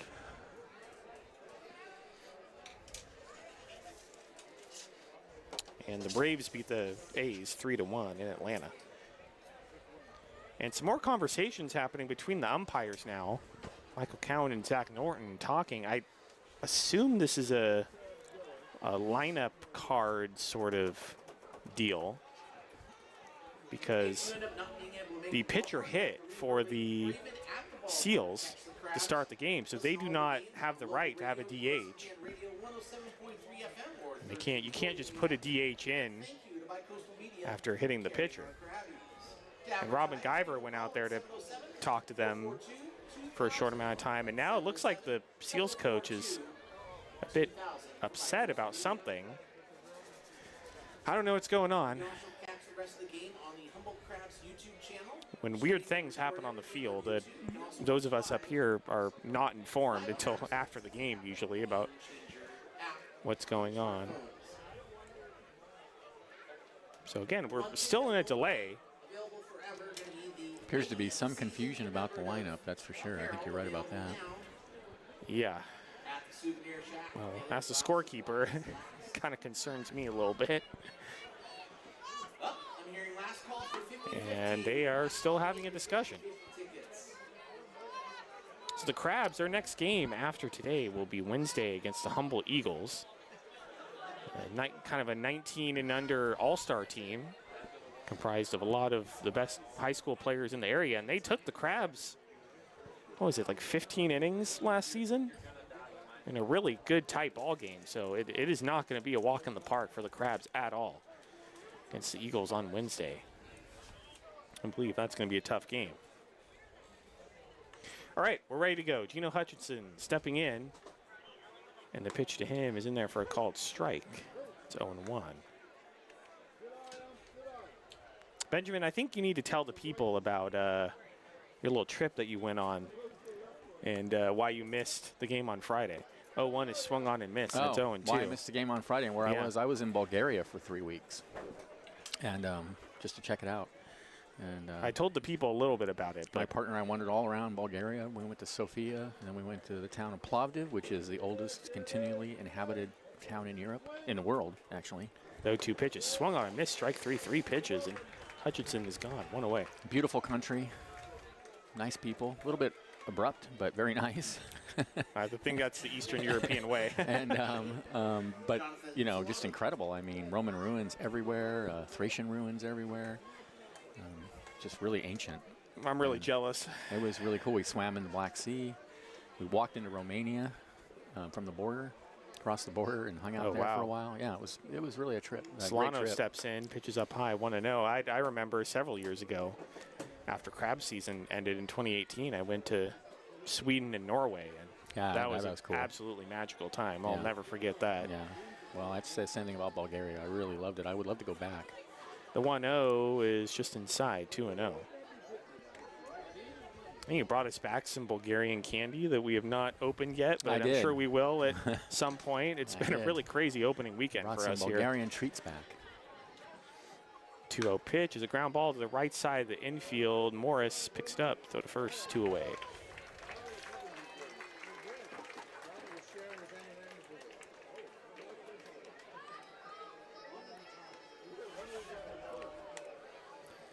And that's going to bring in Micah Billings.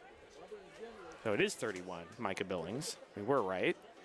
Looked like 37 when we were trying to look out there on the mound, but now that he steps up to bat, it is confirmed as that pitch is popped foul off to the right. It's 0-1. Well, we really lost the sun this afternoon, Liam. It was sunny around 1 o'clock, and then now it's really. I think there's some. The overcast just rolled right in. Some weather supposed to roll in pretty soon. I think it's supposed to rain tomorrow, which thankfully is an off day. That's good. The 0-1 is popped foul off to the right, and it's 0-2. So some clouds and rain supposed to. Yeah, you can feel it for sure. Roll into Arcata. And looking at the forecast, last time I checked, I don't think it's supposed to conflict with any Crabs games that we know of so far. 0-2 pitch is in the dirt. It's 1-2.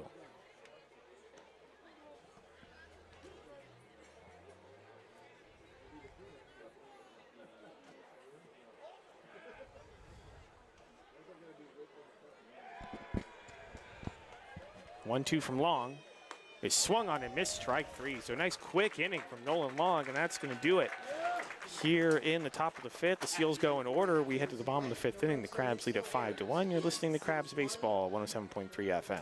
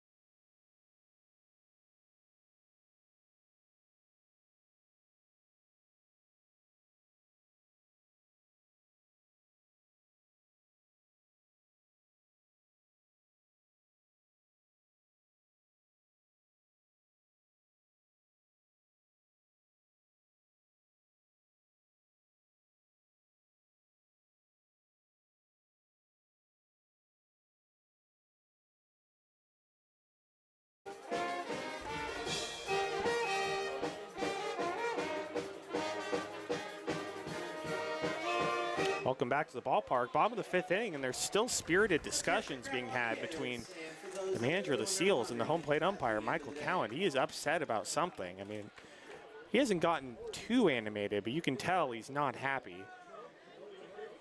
And we up here have absolutely no idea why. Or concern. We assume it is some sort of lineup issue, but I'd assume we will not find out until after the game. So Troy Harding will step in. Bottom of the 5th, Crabs lead at 5-1. And pitch from Billings is up high, 1-0. Opening weekend 2024 here at the Arcata Ballpark. 1-0 pitch swung on and missed. It's 1-1. Next game against the Humboldt Eagles Wednesday, the only Tuesday off day of the season. And then the Fresno A's come into town. Those are both non-league games. The 1-1 right down the middle for a called strike. It's 1-2. Wait, we have a game Tuesday? No, we don't. Oh. That is the only off day Tuesday of the season. This week. Okay, coming up. Okay. The 1-2 pitch. Called strike 3. That was a pretty good pitch. That was a great pitch. From Billings, and the fans aren't happy, but I think that was a good call by Michael Cowan. One away. I think so, too. But as I was saying, the Crabs do not play a league game, a game that matters for the league standings, until June 18th in Lincoln against the Potters. So all non-league contests up until then. First pitch to Jihee Lee is fouled straight back to the screen. It's 0-1. So what other teams are in this league? Well, I don't have it in front of me, but Okay. from memory, the Healdsburg Prune Packers, the Solano Mudcats, the Medford Rogues, the West Coast Kings. Okay. Lots of familiar teams. 0-1 inside, and it's 1-1. A lot of familiar teams. The Crabs fans know. 1-1 is up high, 2-1. Like I said, those games will matter. The Crabs have not played really meaningful games in terms of competition in a long time, since they were in the Far West League, right, Benjamin? The 2-1 Yeah, the Far West League. That was is popped up down the left field line. The third baseman, taking a look at it, it's going to fall into the left field party area, 2-2. that league had a very brief life. Yeah, and since then, the Crabs have been an independent team, and I don't want to say the games are meaningless, but in terms of a championship or something to play for, Yeah, they didn't it's really much better if we're in have much meaning beyond just playing the games. That's right. So that's going to be really fun. The 2-2 is swung on and missed, strike 3, 2 down. And I did mention this earlier, but the league will have a championship series at the end of July. Top 2 teams in the standings will play in that best-of-3 series, and we don't know where that's going to be held yet. I assume it's going to be held at the team with the better records stadium. Pitch to Browning in there for a called strike, and it's 0-1. So it could be here at the Arcata Ballpark if the Crabs have the best regular season record, or they could be traveling somewhere else for that. The 0-1, if they make it. Pitches in there for a called strike, 0-2. A lot of good teams in this league, so it is not a given at all that the Crabs will make the championship. 0-2 pitch. Ooh, just low. It's 1-2. I remember the Healdsburg Prune Packers had a very good season last season. Yeah, they were good. We did not play them, but they had a very good season. Caleb Neiman is in the bullpen. The 1-2 misses just low again. It's 2-2. There's going to be a lot of stiff competition for the Crabs, and it's good to have these non-league contests early, kind of work out some of the kinks before the games really start to matter. The 2-2 misses just outside. Count goes full 3-2. Crabs will be going on the road this season in mid-June. Starting on June 18th, they'll be in Lincoln against the Potters in the greater Roseville area. The 3-2 outside ball 4. So runner on first with 2 outs for the Crabs. Then after that weekend, they will be heading up north to Healdsburg at beautiful Recreation Park with the wood seating. I've done a few games there. I'm excited to go back. And then right after the 4th of July, the Crabs will be traveling up to Medford. Harry and David Field in Medford, Oregon. Benjamin might be with me for that one. Trent Keys will step in, pitches a called strike, 0-1. And then the Crabs might travel for the championship series should they make it. Throw over to first, and Browning is back safely. Excited to go back to Lincoln because their booth is very nice, very big, and air conditioned. Thank God. I'm It's going to be very hot. It's going to be sweltering. The 0-1, check swing, and no check by the home plate umpire, Michael Cowan, so it's going to be 1-1. Remember, last time I was in Lincoln a couple of seasons ago, there was a taco stand right next to where you enter the booth. It's very good. The 1-1 is fouled off to the left, and it's 1-2. I really hope that's there still. I wish we had a taco stand. I know. We've talked about this many a time. It would be a great addition to the ballpark. But I'll try it out in Lincoln and let you know how it is. Runner goes. The 1-2 is down the left field line. Third baseman racing after it. It's foul. Still 1-2. Now something you might not know about the Arcata ballpark, out in the left field area, there is a line that extends past the Crabs dugout, and that is the out of bounds line. If a fielder makes a catch outside of that line, it is not a catch. The 1-2 called, strike 3, pitch. and that's going to do it. Here in the bottom of the fifth, the Crabs fail to score. They leave one on base, but they lead 5-1 as we head to the sixth inning. You're listening to Crabs Baseball 107.3 FM.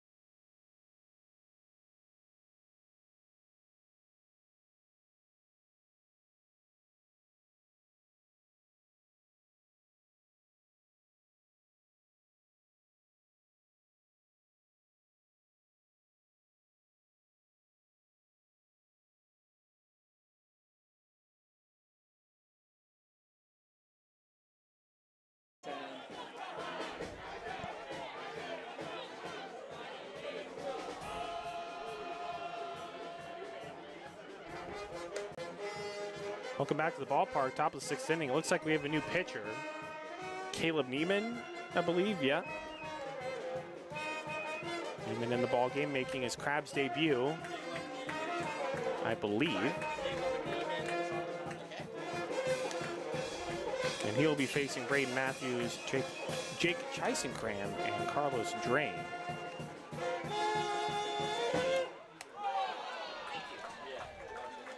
And try to find some information on Caleb Neiman real quick. On the mound for your humble Crabs, number 20, Caleb Out of Neiman. Central Arizona College. Freshman, Don't forget, this being 6'4", Sunday, 245. Kids get to run the bases. Not really anything else other than that. Be able to line up on the third base side and give them the countdown. Maybe Finn will get us some college stats on Caleb Neiman, if there are any available. At the conclusion of today's Sunday game here on All right, so Braden Matthews will step in. Lots of capes and hats and superheroes at the park today. Great to have you here. Finn has been great, providing us with a lot of stats on other Crabs players, doing a lot of research and digging around online. Yeah, he's doing a good job at it. I think he deserves a chair. We got chairs on the way.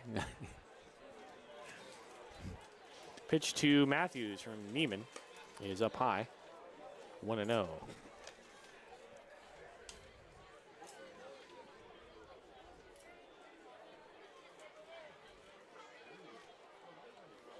No pitch, he shows bunt and takes a called strike, 1-1.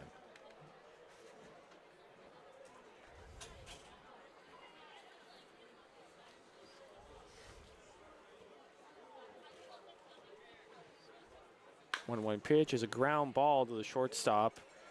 Throw over to first, one away.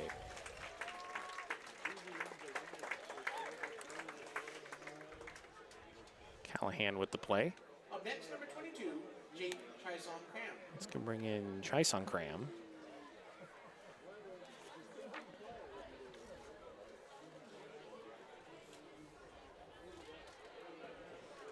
Clouds are looking darker and darker Yes, as they we are. go on. It's getting chilly up here. Pitch to Chison Cram in there for a called strike. It's 0-1.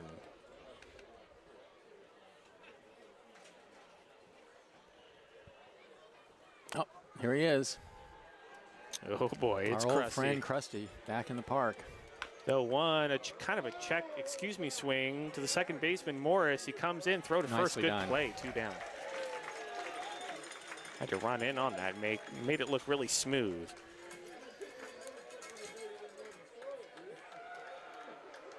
Everybody loves Krusty Krab, and he really lost some weight over the off season. I mean, that uniform is just hanging on him. Look at that. If you're watching on the YouTube stream, he should be coming into view pretty soon. I mean, his uniform just hangs on him now. Of course, you know, that many 10 months in hibernation is a long time. Pitch to Drain, and a check swing, and Michael Cowan calls it a strike. It's 0-1.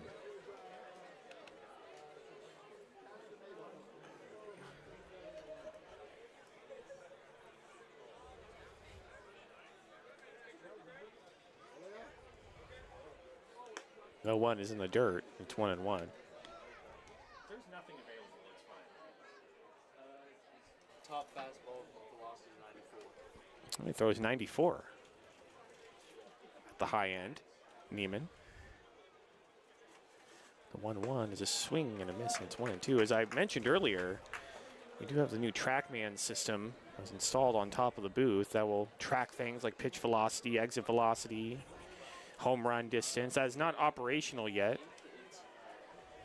It will be hopefully operational by next Friday's game. So some things to figure out. The 1-2 is low, 2-2. But once we get that working, we should have a lot of very cool data that we have never had before. In the strike zone, we'll have a kind of a visual strike zone that we can look at that Benjamin is looking forward to and grading the umpires. 2-2, right down the middle call, strike 3. And again, Carlos Drain is not very happy with himself, and that's going to do it. 1-2-3, debut inning for Caleb Neiman. And that's going to do it as we head to the bottom of the 6th. It's 5-1 Crabs here on 107.3 FM.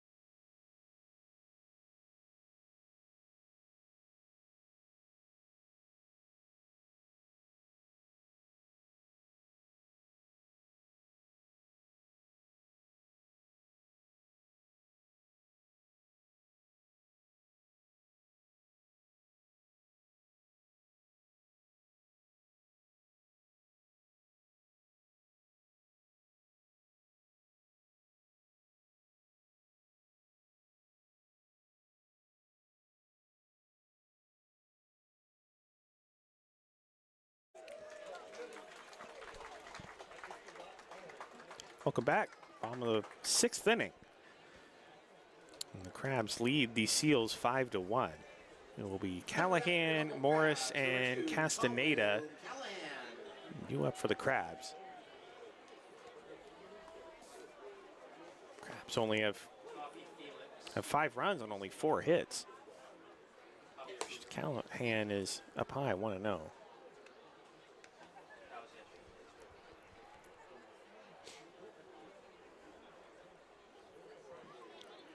1-0 pitch, up high again. 2-0, and I think that the Seals are very short on pitching, as a lot of teams are on Sunday. The 2-0 is in there for a called strike. It's 2-1. Callahan hit .303 in college this season. Pitch is popped up down the right field line. First baseman going after it. He runs out of room. It's 2-2. Good numbers. 15 walks, 369 on base for Callahan. His college season, 22 RBIs.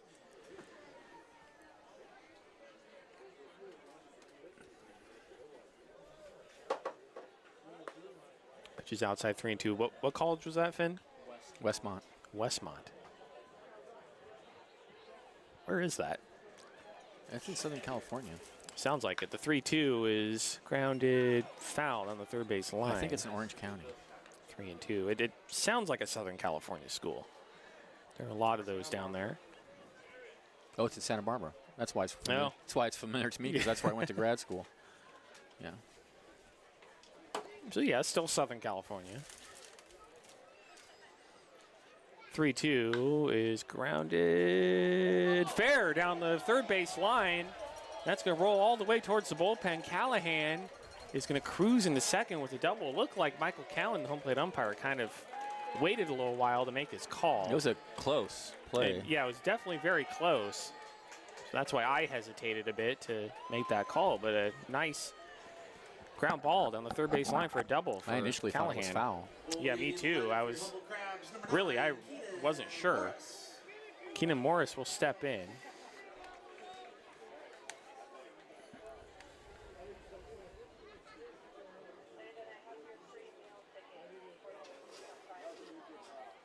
Pitch to Morris up high, 1-0. Keenan Morris, he's played against the Crabs a few times. I was going to say, he's been around a while. Played against his brother, Aiden Morris, Yeah. who was on the Crabs for a couple of seasons, 2019, 2021. The 1-0 swing and a miss. It's 1-1.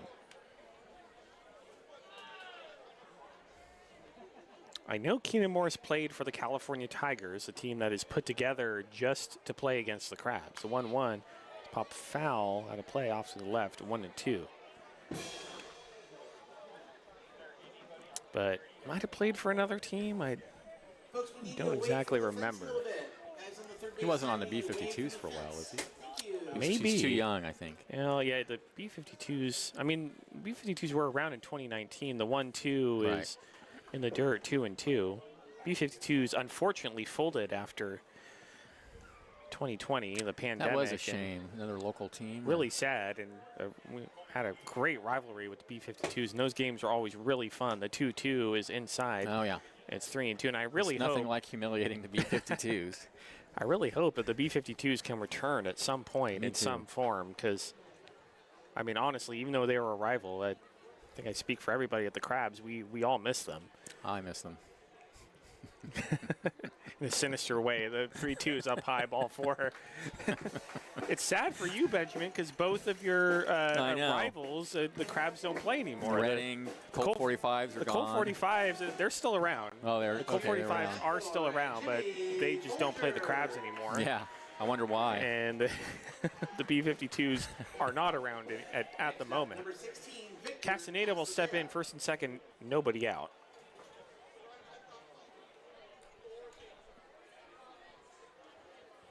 Pitch to Castaneda is popped up in the left field line. Drain, third baseman racing after it. And it's going to head out of play. 0-1. It'd be really nice to have another local team that the Crabs can play against. At one time we had sort of a kind of a farm system. Yeah, team. I remember that. They were called the All-Stars. Well, didn't we have at first, and then they changed their name to something else, Steelheads. Yeah, the Steelheads. That's what I remember. Yeah. It's like it was a fish. Yes. Pitch to Castaneda, swing. And I remember when they changed their name, the manager at that time explained that it was because they weren't really all-stars. And I was like, well, they're not really fish either, so I don't really quite see the reasoning there. But anyway. That is true. 0-2 is a high drive to right field. The right fielder going back. He looks up, and Castaneda's hit another one. 3-run shot to right field.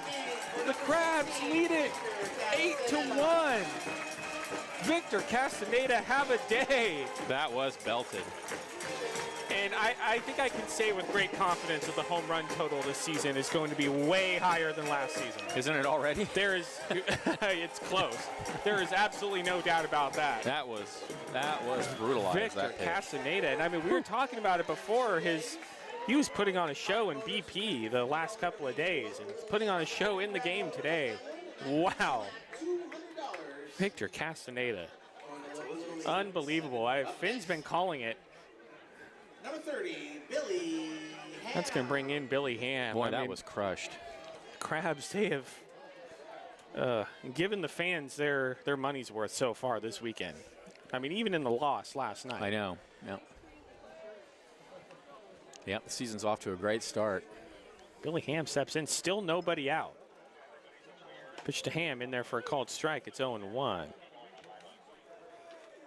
Castaneda hit 297 with Cal State San Marcos, 7 home runs, 25 RBIs. Duke can hit. The 0-1 is in the dirt, 1-1. And if there are any fans out there that saw the low home run total last season and are hesitant about coming out to a game, I think those fears can be put away. There will be plenty of home runs from the Crabs this season. Last season, it wasn't just the Crabs that weren't hitting home runs, as I recall. 1-1. There weren't very many home runs by the opponents either. 1-1 is fouled straight back, 1-2. Yeah, we were talking about the balls that the Crabs were using were just not flying out of the ballpark like they have in years past. They These are switched like to a golf different. balls. They switched to a different baseball this year, and it's traveling. The 1-2 inside 2-2. If you pick up the program this season, I did write a story about the new baseballs that the Crabs are using with some good insight. I did a lot of research. 2-2. So what's the difference? What's outside? In a few words, what's the difference? Well, so there are a lot of different scientific numbers that you can get from baseballs. One is the coefficient of restitution test. The 3-2 is a fly ball out to left field. Left fielder going back just in front of the track makes the catch one away. Got a shout out to Jack from Mom. Happy birthday. Sorry I didn't get to see you. I had to get back before the prison guards noticed I was gone. Love you. I mean, so the coefficient of restitution test basically measures how fast the ball bounces back off of a solid surface. So like it's the percentage of the initial velocity that comes back at you. I see. Yeah. And if that number is higher, that means the ball is bouncier. It's going to travel farther. Pitch is way high and inside to Javi Felix. 1-0. Now, is that an effect of how tightly the core is wound, or? Yeah, it's a lot of different things inside the baseball. But the coefficient restitution test for these baseballs are in line with MLB baseballs. The numbers are about the same. The pitch is a called strike, 1-1. Oh, that's great. That's cool. And so I can, there are actual numbers that prove that these baseballs are pretty much in line with MLB baseballs as far as how bouncy they are. Pitches swung on and missed, 1-2. And there's also the compression test for baseballs. That means how much force has to be applied. So the 1-2 pitch is low, 2-2. How much force has to be applied to a baseball to depress the baseball a quarter of an inch? And so if that number is higher, that means the baseball is harder and therefore will travel farther. The 2-2 is a high drive out to left center field. That was belted. The left fielder going back at the track. It's going to bounce in front of the wall and hop up on the wall. And Javi Felix is going to cruise into second with a double. Well, that would have been a home run to pretty much anywhere else in the park, except he hit it out to the 394 sign there. I tell you, the Crabs' offense is much more exciting this season already than last season. Yes. There's no doubt about that. And not really the players' fault last season, as we've been explaining with the baseball. As Benjamin was saying, I mean, the opponents weren't hitting the ball very far either. So it's going to bring in Troy Harding. Here comes the manager. I don't see anybody in the bullpen, so this looks like it's just going to be a conversation. And as you said earlier, Liam, they probably don't have somebody else. Conversation, or they're bringing in somebody from or that could be the they're field. bringing somebody in from the. So we will see. The first baseman pitched last night. Looking forward to seeing you here back at the park. Yeah. It does happen with a lot of teams that come into the Arcata ballpark, especially for a weekend series. They use up all their pitching for the first two games, and they are going to make a change. So it looks like the pitcher is going to go out to second base. That's Micah Billings. And We're going to wait to see who steps out on the mound. But before we give you the new pitcher, we're going to go back to the studio for a 1-minute break. You're listening to Crabs Baseball, 107.3 FM.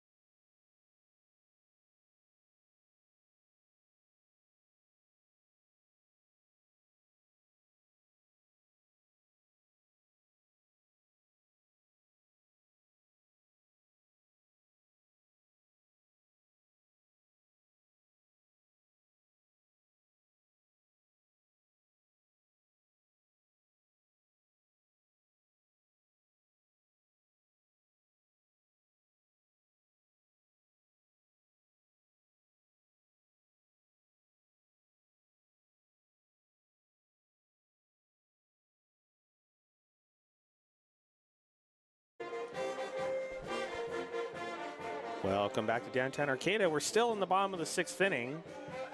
There is only 1 out and 3 runs already in for the Crabs off the Victor Castaneda 3-run shot, his 2nd of the game. And the new pitcher in for the Blues is going to be Ryan Napier, who, where was he playing, Finn? Where was Napier playing? Ryan Napier, the pitcher. He was at second base. So basically, they traded positions. They traded places. At bat for the humble Crabs, number 3, Troy. Just making sure Finn is paying attention. Troy Harding will step in. Second, 1 out. 8-1 Crabs. Pitch to Harding is in there for a called strike, 0-1. And I think what the Seals want out of Ryan Napier is to cover innings. That's really it. Get on the bus and go home. Yeah, really. Just the get him out of the 0-1 game, yeah. in there for a called strike, and it's 0-2. Bus or van or cars or whatever they traveled in. I believe this team is based out of the Stockton area. I think if they're Seals, they're in like a little car or something. Yeah. Jack says it's a 4-hour drive to Stockton. I don't think that's right. The pitch is in the dirt, 1 and 2. They're in I thought they were from the city, the Bay Area.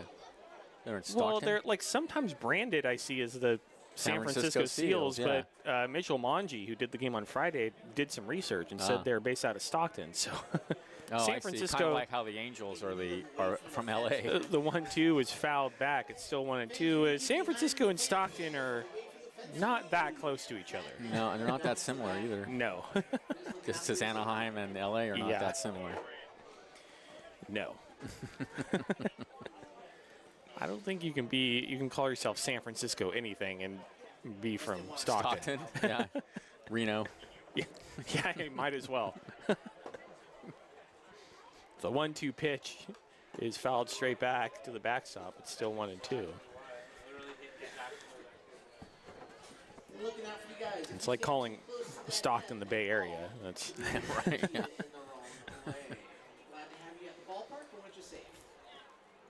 I have family. Or calling San Francisco Northern California. Yeah, that's. I mean, once you get to north of the peninsula, you can make an argument. But yes.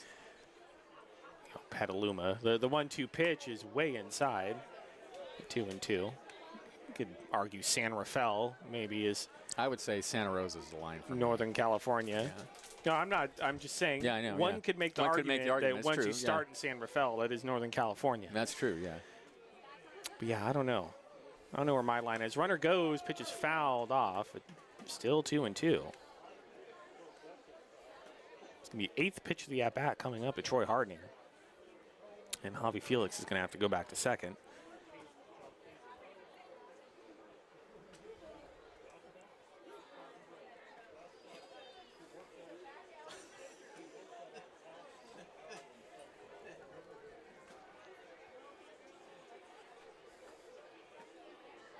Pitch to Harding is in the dirt. Count goes full 3-2.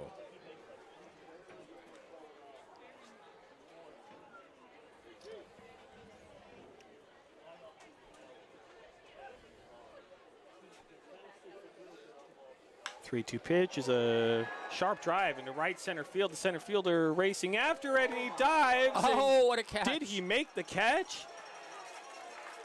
He did. I'm not sure because Troy Harding is standing at second base.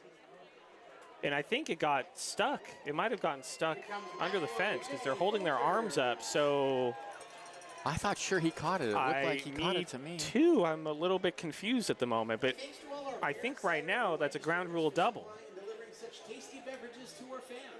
No, oh, wait, now he's heading back. Okay, no, so he did make the catch. What a catch by the center fielder, Jonathan Solano. Wow. Man, that was a great play. Amazing catch.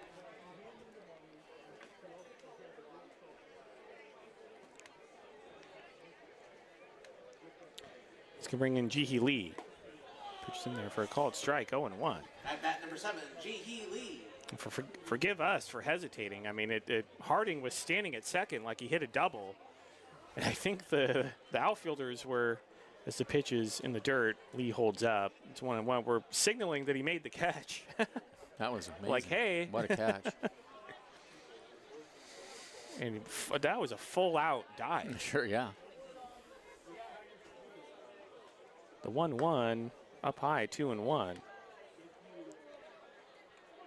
And Javi did go to third on the play.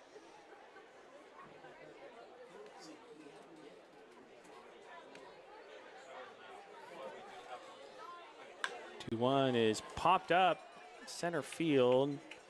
Solano breaks back in and makes the catch. And that's going to do it here in the 6th inning. But the Crabs get 3 runs off of a 3-run shot from Victor Castaneda, his 2nd home run of the game. The Crabs lead at 8-1 as we head to the 7th. Stay tuned. The Professor Benjamin Schaefer will take you the rest of the way. You're listening to Crabs Baseball, ESPN 107.3 FM.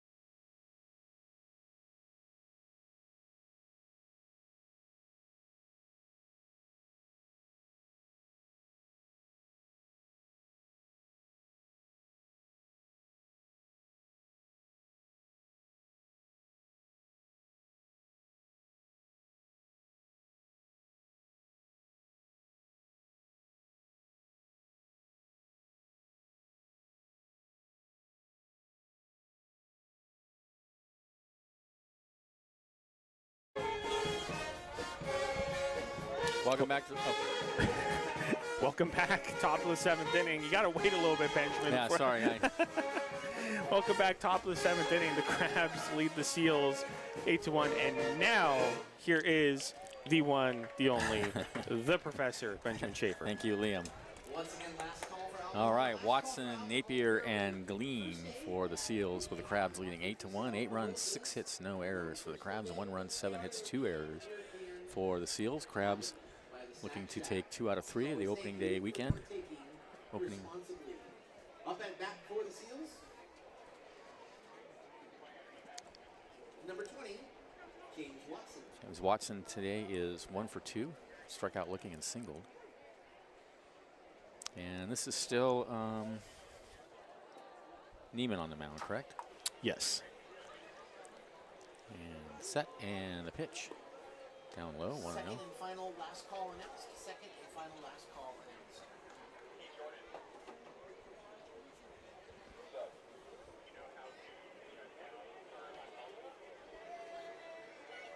Neiman's next pitch rides high, 2-0.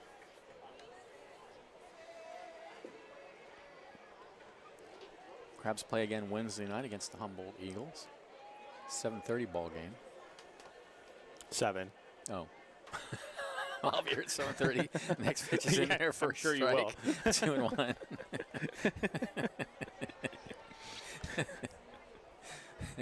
That's important information. I don't think we have a 7:30 start this season. One pitch is down low, 3-1. You didn't have to remind me yesterday that the game was at 6:30. I did not. I'm really proud, you were especially surprised. after coming back from Yeah. being what 10, 11 hours ahead of 9. Pacific time. Yeah, Yeah. 9 hours ahead. Yep. I was shocked that you got that 3-1 right. the count. Next pitch misses high, ball 4. Although I did get confused, I thought we were coming home yesterday because it was a 30-hour trip home. Yeah, and I was thinking that meant we were coming home on Saturday, but actually I didn't take into account the time difference. Yeah. So we ended up showing up Friday night at 9 o'clock on the 31st, and I had someone staying at my house, and I couldn't go home because I couldn't kick her out at 9 o'clock. Wow. The 1-0 pitch is lined in the center left field, and that's going to go over Browning's head and all the way to the fall at the 394 sign. They're going to hold the runner at third. And that's a stand-up double for Napier.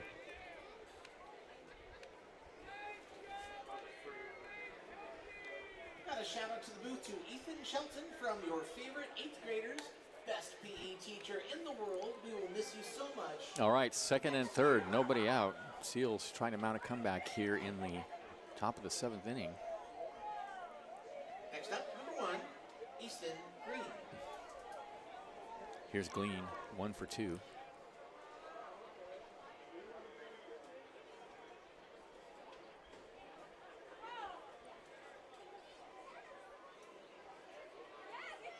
And there's a fastball taken for a strike on the outside corner.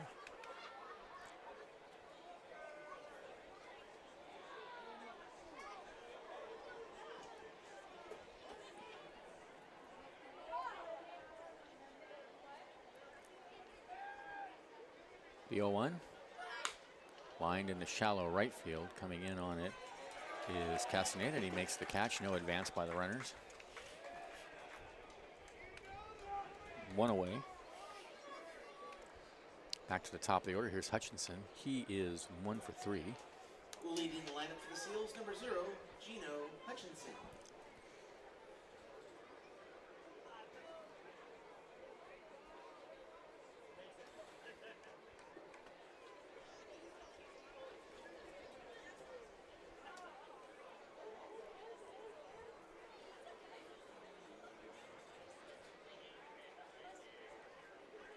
Neiman sets. And deals in the dirt. Nice block by Lee.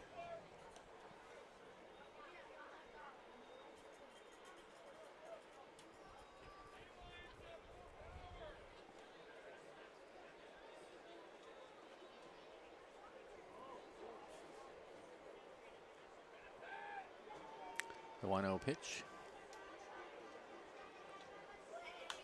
Fouled out of play. That foul ball brought to you by the Fireplace on F Street. So I see that the foul balls are all sponsored this year. They are. They were all sponsored last year as well. It was a different sponsor though, right? It was. 1-1 the count. I mean, I see great potential here. We could sponsor the foul tips. We could sponsor the walks. We could sponsor the balls and strikes. Yeah, stop giving people ideas. We could sponsor the timeouts.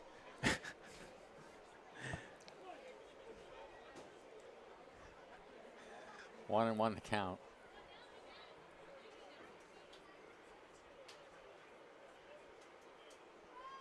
And he taps that one foul, and it bounces up and hits him in the chest.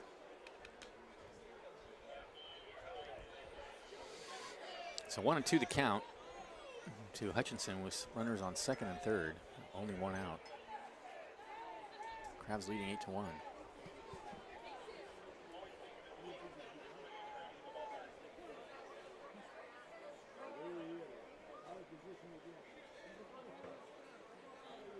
A ball and 2 strikes, the count.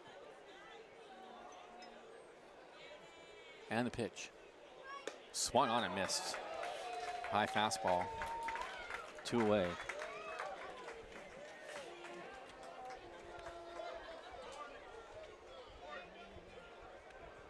Next up, number 28A, Jonathan Solano.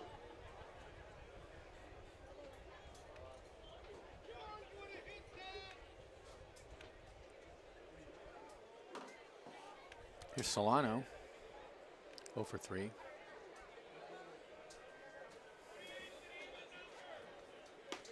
Ooh, a big swing and a miss, so the fastball low and away.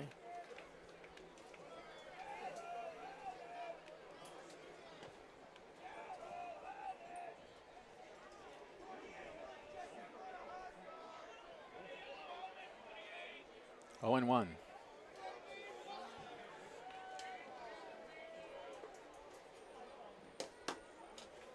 And the pitch is high.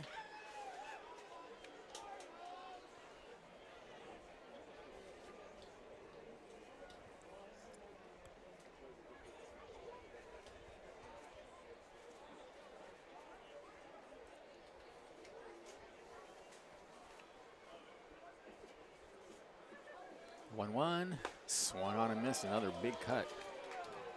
1 and 2 now to Solano. Solano's 0 for 3.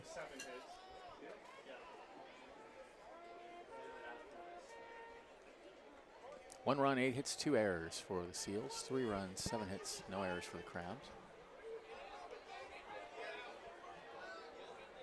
Crabs carried by 2 home runs. Victor Castaneda. By Victor Castaneda. Neither one was cheap either, man. I mean, if you were here watching his batting practice, you knew that was going to happen. He was, I mean, like Really? Finn said on the broadcast, he was hitting him on top of the scoreboard Wow. in batting practice. It was really impressive to watch. 1-2, swung on and missed, got him, inning over. So they end up stranding 2. There were no runs. There was a hit. There were no errors and 2 left. And at the end, we're going to keep it here. 6.5. We're going to keep it here because it's time for the take me out to the ball game. It's 7th inning stretch. But the Crabs lead at 8-1. And now here is the world famous Crabgrass Band. And that's that time of the game to move her up with the friends. It's time for the 7th inning stretch.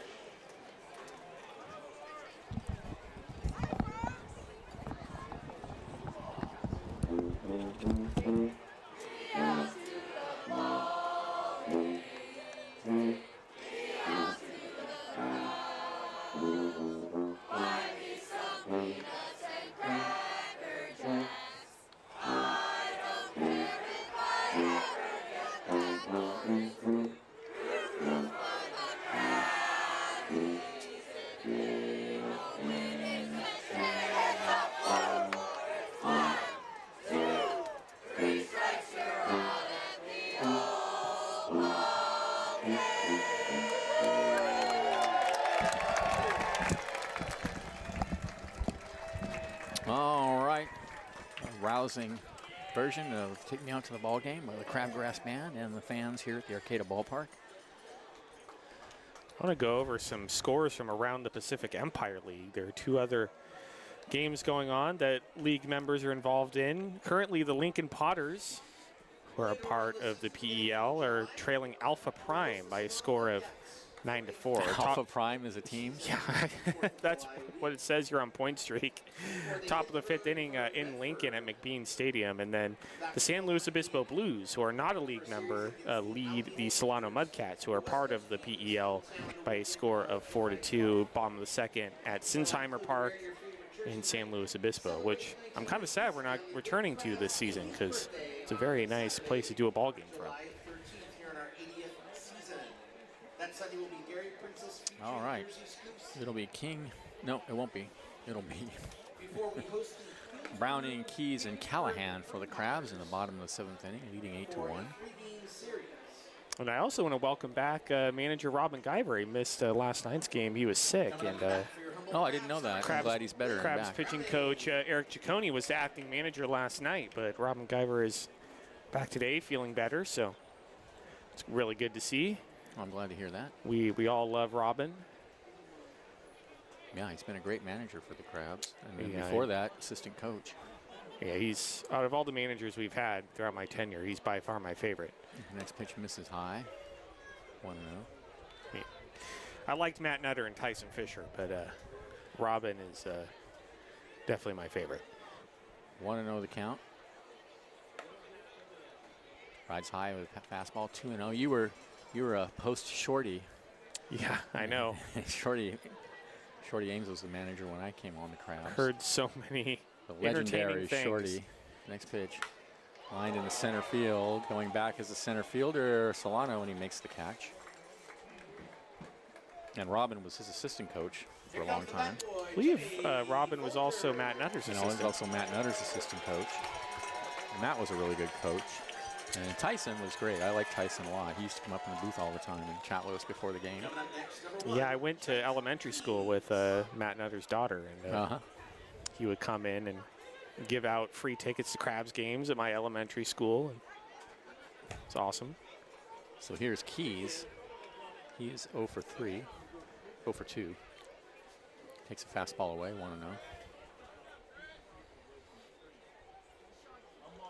In the dirt, 2-0.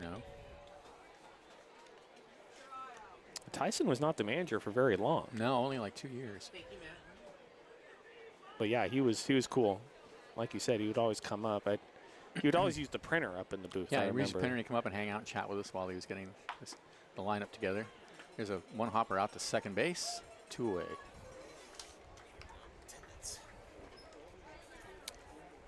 $736 people here at the ballpark today. Nice Our turnout. official attendance figures in. I thought it was more than, it looked like it was more than that. Beautiful baseball fans. That's definitely on the high end. For a game on Sunday. Attendance. I mean, of course, 4th of July, Father's Day. Yeah, those are bigger days. But over 1,000 people expected to be in the ballpark. Here's the pitch. Called strike on the outside corner. Which that's the capacity. I mean, a little over 1,000. I think 1,100 is around the full capacity of the Arcata ballpark. The 0-1 breaking pitch away. I got a text from Vicky. She said that Tyson was the manager for 3 years, from 2014 to 2016. Okay. Thank you, Vicky. Always helping us out. And Vicky also does a great job managing the road trips for the team, which is not an easy task. Hotels, bus rides, food money.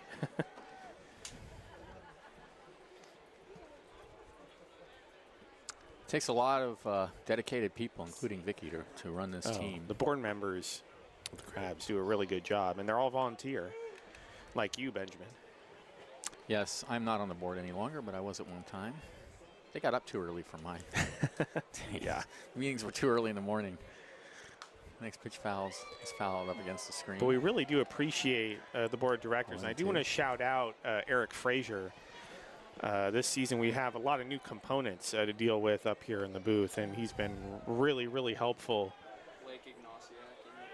Really, really helpful in helping us with all of that. So a big shout out to Eric. 2 misses. Oh, catches the inside corner. Called strike 3, and that's it for Callahan and the Crabs here in the bottom of the 7th. But they lead 8-1. This is Crabs baseball, 107.3 FM.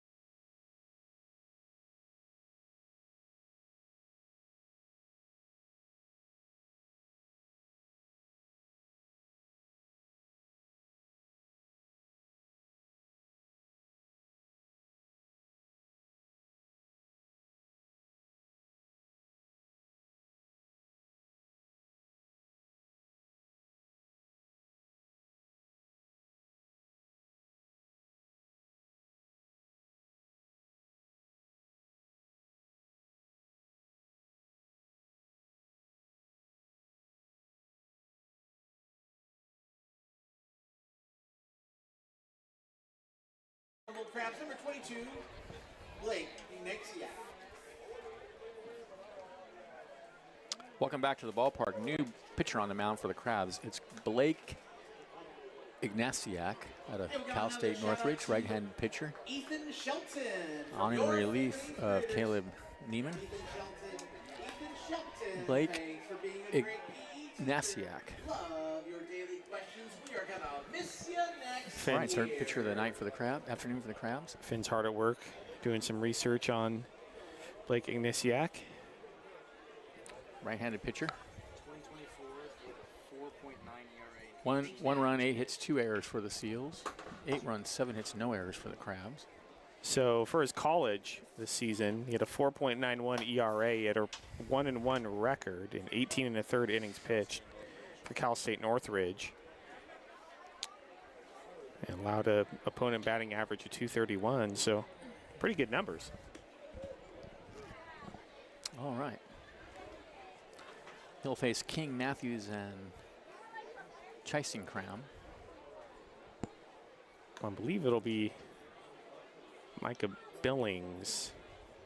Right, because Billings came in for King, right? Yeah. Yep, it is.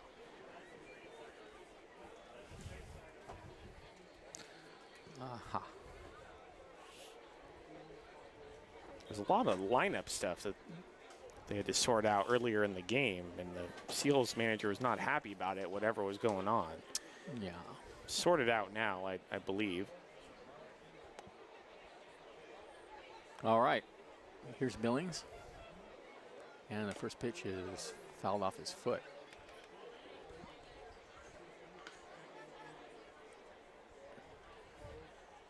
On 1 the count.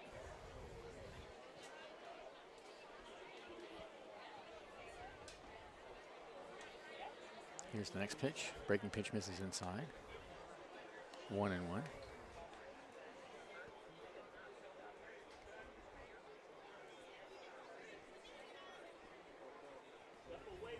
Folks, we need you away from the fence, please. 1-1. Breaking pitch. Had me injured with the baseball bouncing. Is a called strike on the outside corner. Great pitch. 1-2.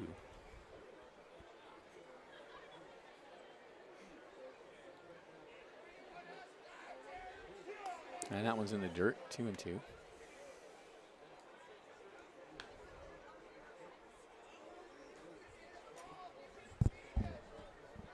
you take over for a minute, Leo? Yep. 2-2. To Billings is popped up towards the stands on the right side. The F Street stands, and of course, a fan drops it. Benjamin was on mic right now. He would be talking about how Crabs fans are the worst fielding fans in baseball. Not my words, but Benjamin's.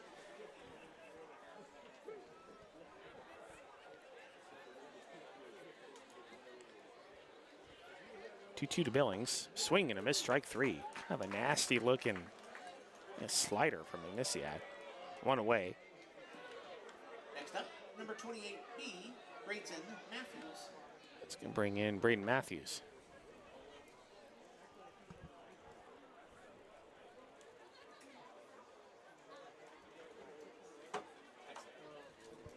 And now back on the mic, Benjamin Schaefer. Thank you. Here's the pitch. And a fastball is a called strike on the outside corner.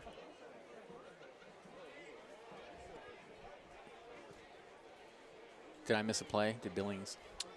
It was a strikeout swinging. Strikeout swinging, okay. And there's a check swing now from Matthews. 1-1 the count. Matthews this afternoon has struck out, singled, and grounded to third. Grounded to short, actually. Here's the 0-2. Swung on and missed. Got a nasty breaking pitch from Matthews. Looked like a slider down and in. 2 away, so the first 2 batters he sees, he strikes out. Next up, number 22, Jake Chisong-Cram. Here's Chisong-Cram. Chisong-Cram today has struck out, walked, and grounded out.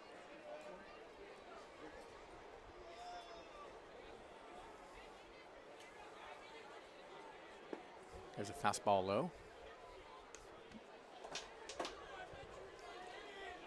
How are the Giants doing today? I believe the game was tied. It's still tied. Bottom of the 6th. against the Yankees. Giants were up 3-1. The 1-0. And that's a strike on the outside corner, but it pops out of Lee's glove and goes all the way to the backstop. That looked pretty unusual. It looked like it looked like it was launched out of his glove. Yeah. It was such a strange Like, trajectory that the ball took. didn't look like physically that was really possible the way the ball went. The 1-1 breaking pitch misses down low, 2-1.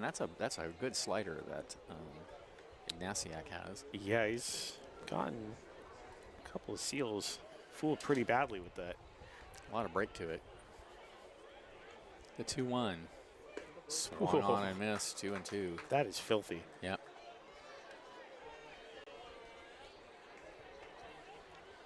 Two balls, two strikes to count.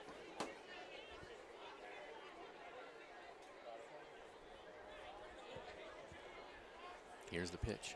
Swung on and missed, a fastball away, and he strikes out the side here in the 8th inning.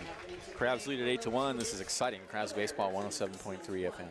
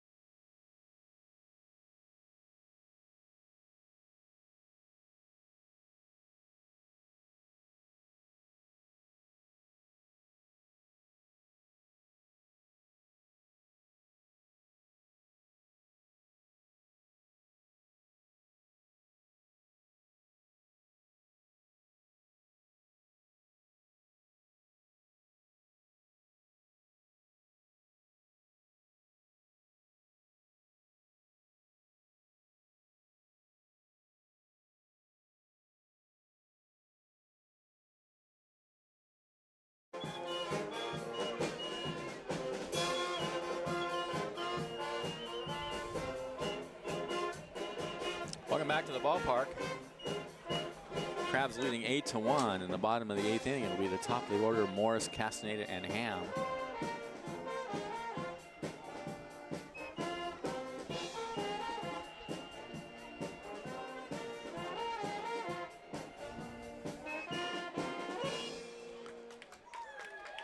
Morris today has singled, walked a couple of times, and flied out to center. Number 9, Keenan Morris.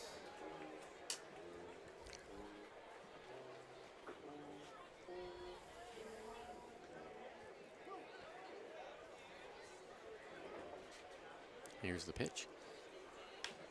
Hit in the air down the left field line, foul territory, giving chase, and not quite getting there is Carlos Strain.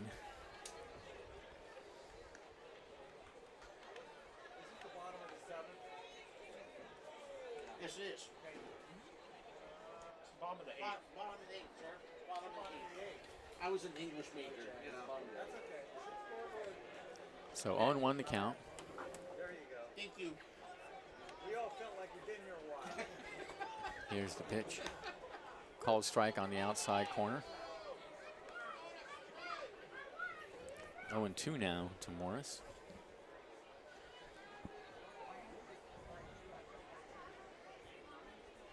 And the pitch. High and outside.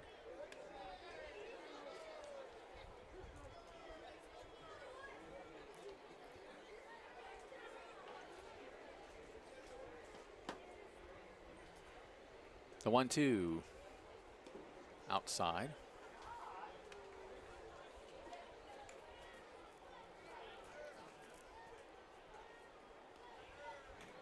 Two balls, two strikes to count. Keenan Morris has a hole in his pants. Yeah, the 2-2 pitches fouled out of play. Looks like he slid at some point. Yeah, I just noticed that. Or him, yeah.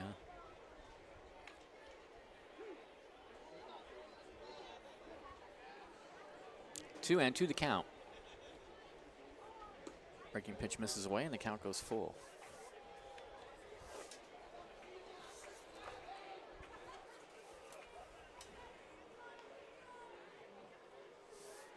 Napier sets, rocks and deals. Called. Strike 3. Belled high right over the heart of the plate. 1 away.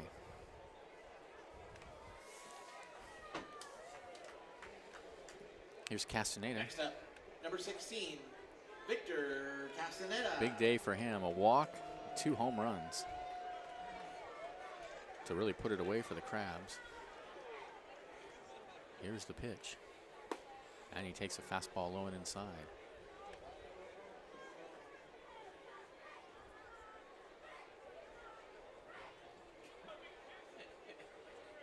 The 1-0. Popped in the air. Left side. Drain is under it. Oh, has it almost dropped it. Yeah, snow coating that one a little bit. 2 away. Here comes the bat boy, Jimmy. And here's Billy Ham. Folgers. 0 for 3. Next up, number 30, Billy Ham.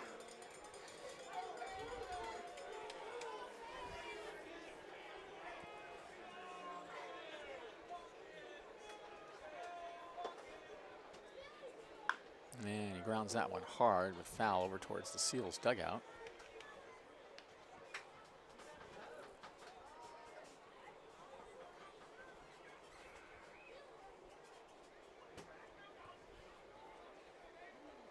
The 0-1.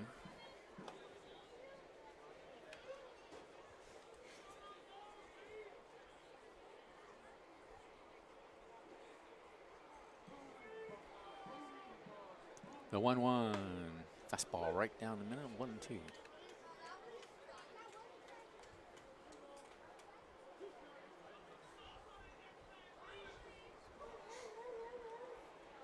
Here's the 1-2. Line in the left center field and caught. Wow. Nice catch by Jake Cheisenkram. That ball looked like it was gonna make it into the gap, but a nice diving catch out there, and that ends the inning. No runs, no hits, no errors, nobody left at the end of 8. The Crabs lead at 8-1. Stay tuned. Last chance for the Seals coming up. This is exciting Crabs baseball. 107.3 FM.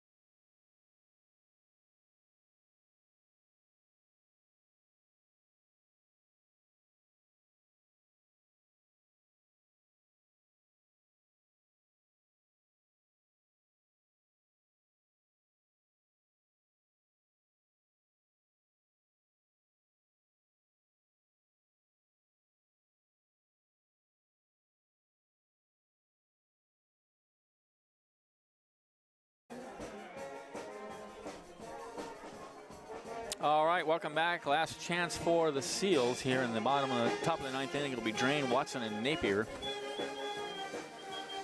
against Blake Ignatiak, who is not set up for a save.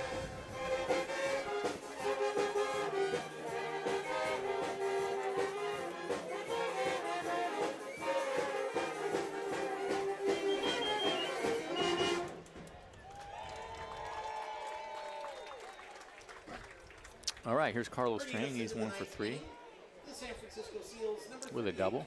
Carlos Drain. And there's a fastball way outside in the dirt all the way to the backstop, and it kicks back out towards first base. That was one wild pitch. Yeah.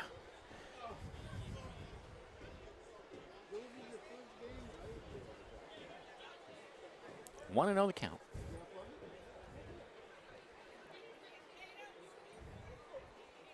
That one's lined in the left field. Right there is Browning, and there's 1 out. Wednesday night, you're going to want to be here. It's the Crabs versus the Humboldt Eagles. 7 o'clock. That should be a good game. The Humboldt Eagles, they're a collection of some of the best high school and early college players from around Humboldt County. So, and they took the Crabs a really long way last season. I believe it was, it was a 15-inning around game. 15 innings. Yeah. 1-0 fastball catches the inside corner. So don't hear, high school kids and think that it's going to be an easy game for the Crabs. These guys are good. Actually, it's 0-1 now to Watson. He has singled, struck out, and walked. Low and outside. 1-1.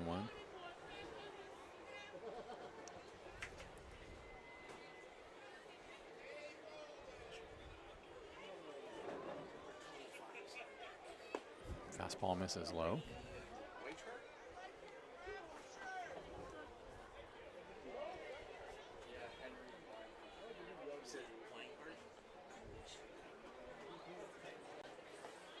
Looks like Henry Weinhardt's on deck for the Seals. Next pitch misses low. 2-2 the count. Is that right? Yep. Okay. Henry Weinhardt on deck. I don't think we've seen him. I don't know if he played Friday night, but I believe he did play Friday night. here's the 2-2. Called strike 3 on the inside corner. See, I thought that was not the count. Now Yeah. it's 2-2. I have 3-2.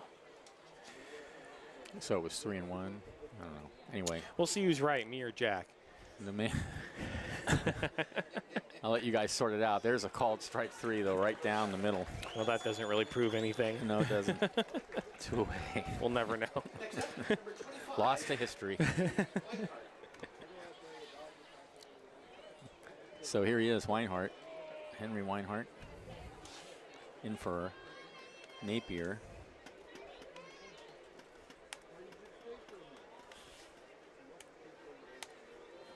Last chance for the Seals. 2 outs, nobody on. Here's the pitch.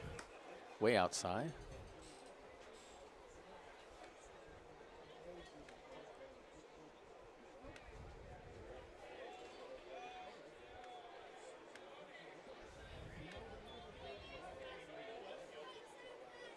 The 1-0 in there for a strike at the knees, 1-1.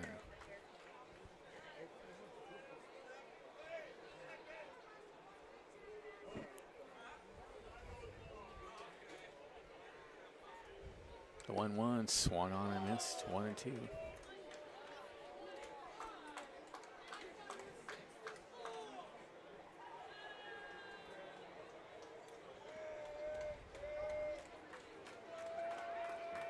The 1-2, breaking pitch down low.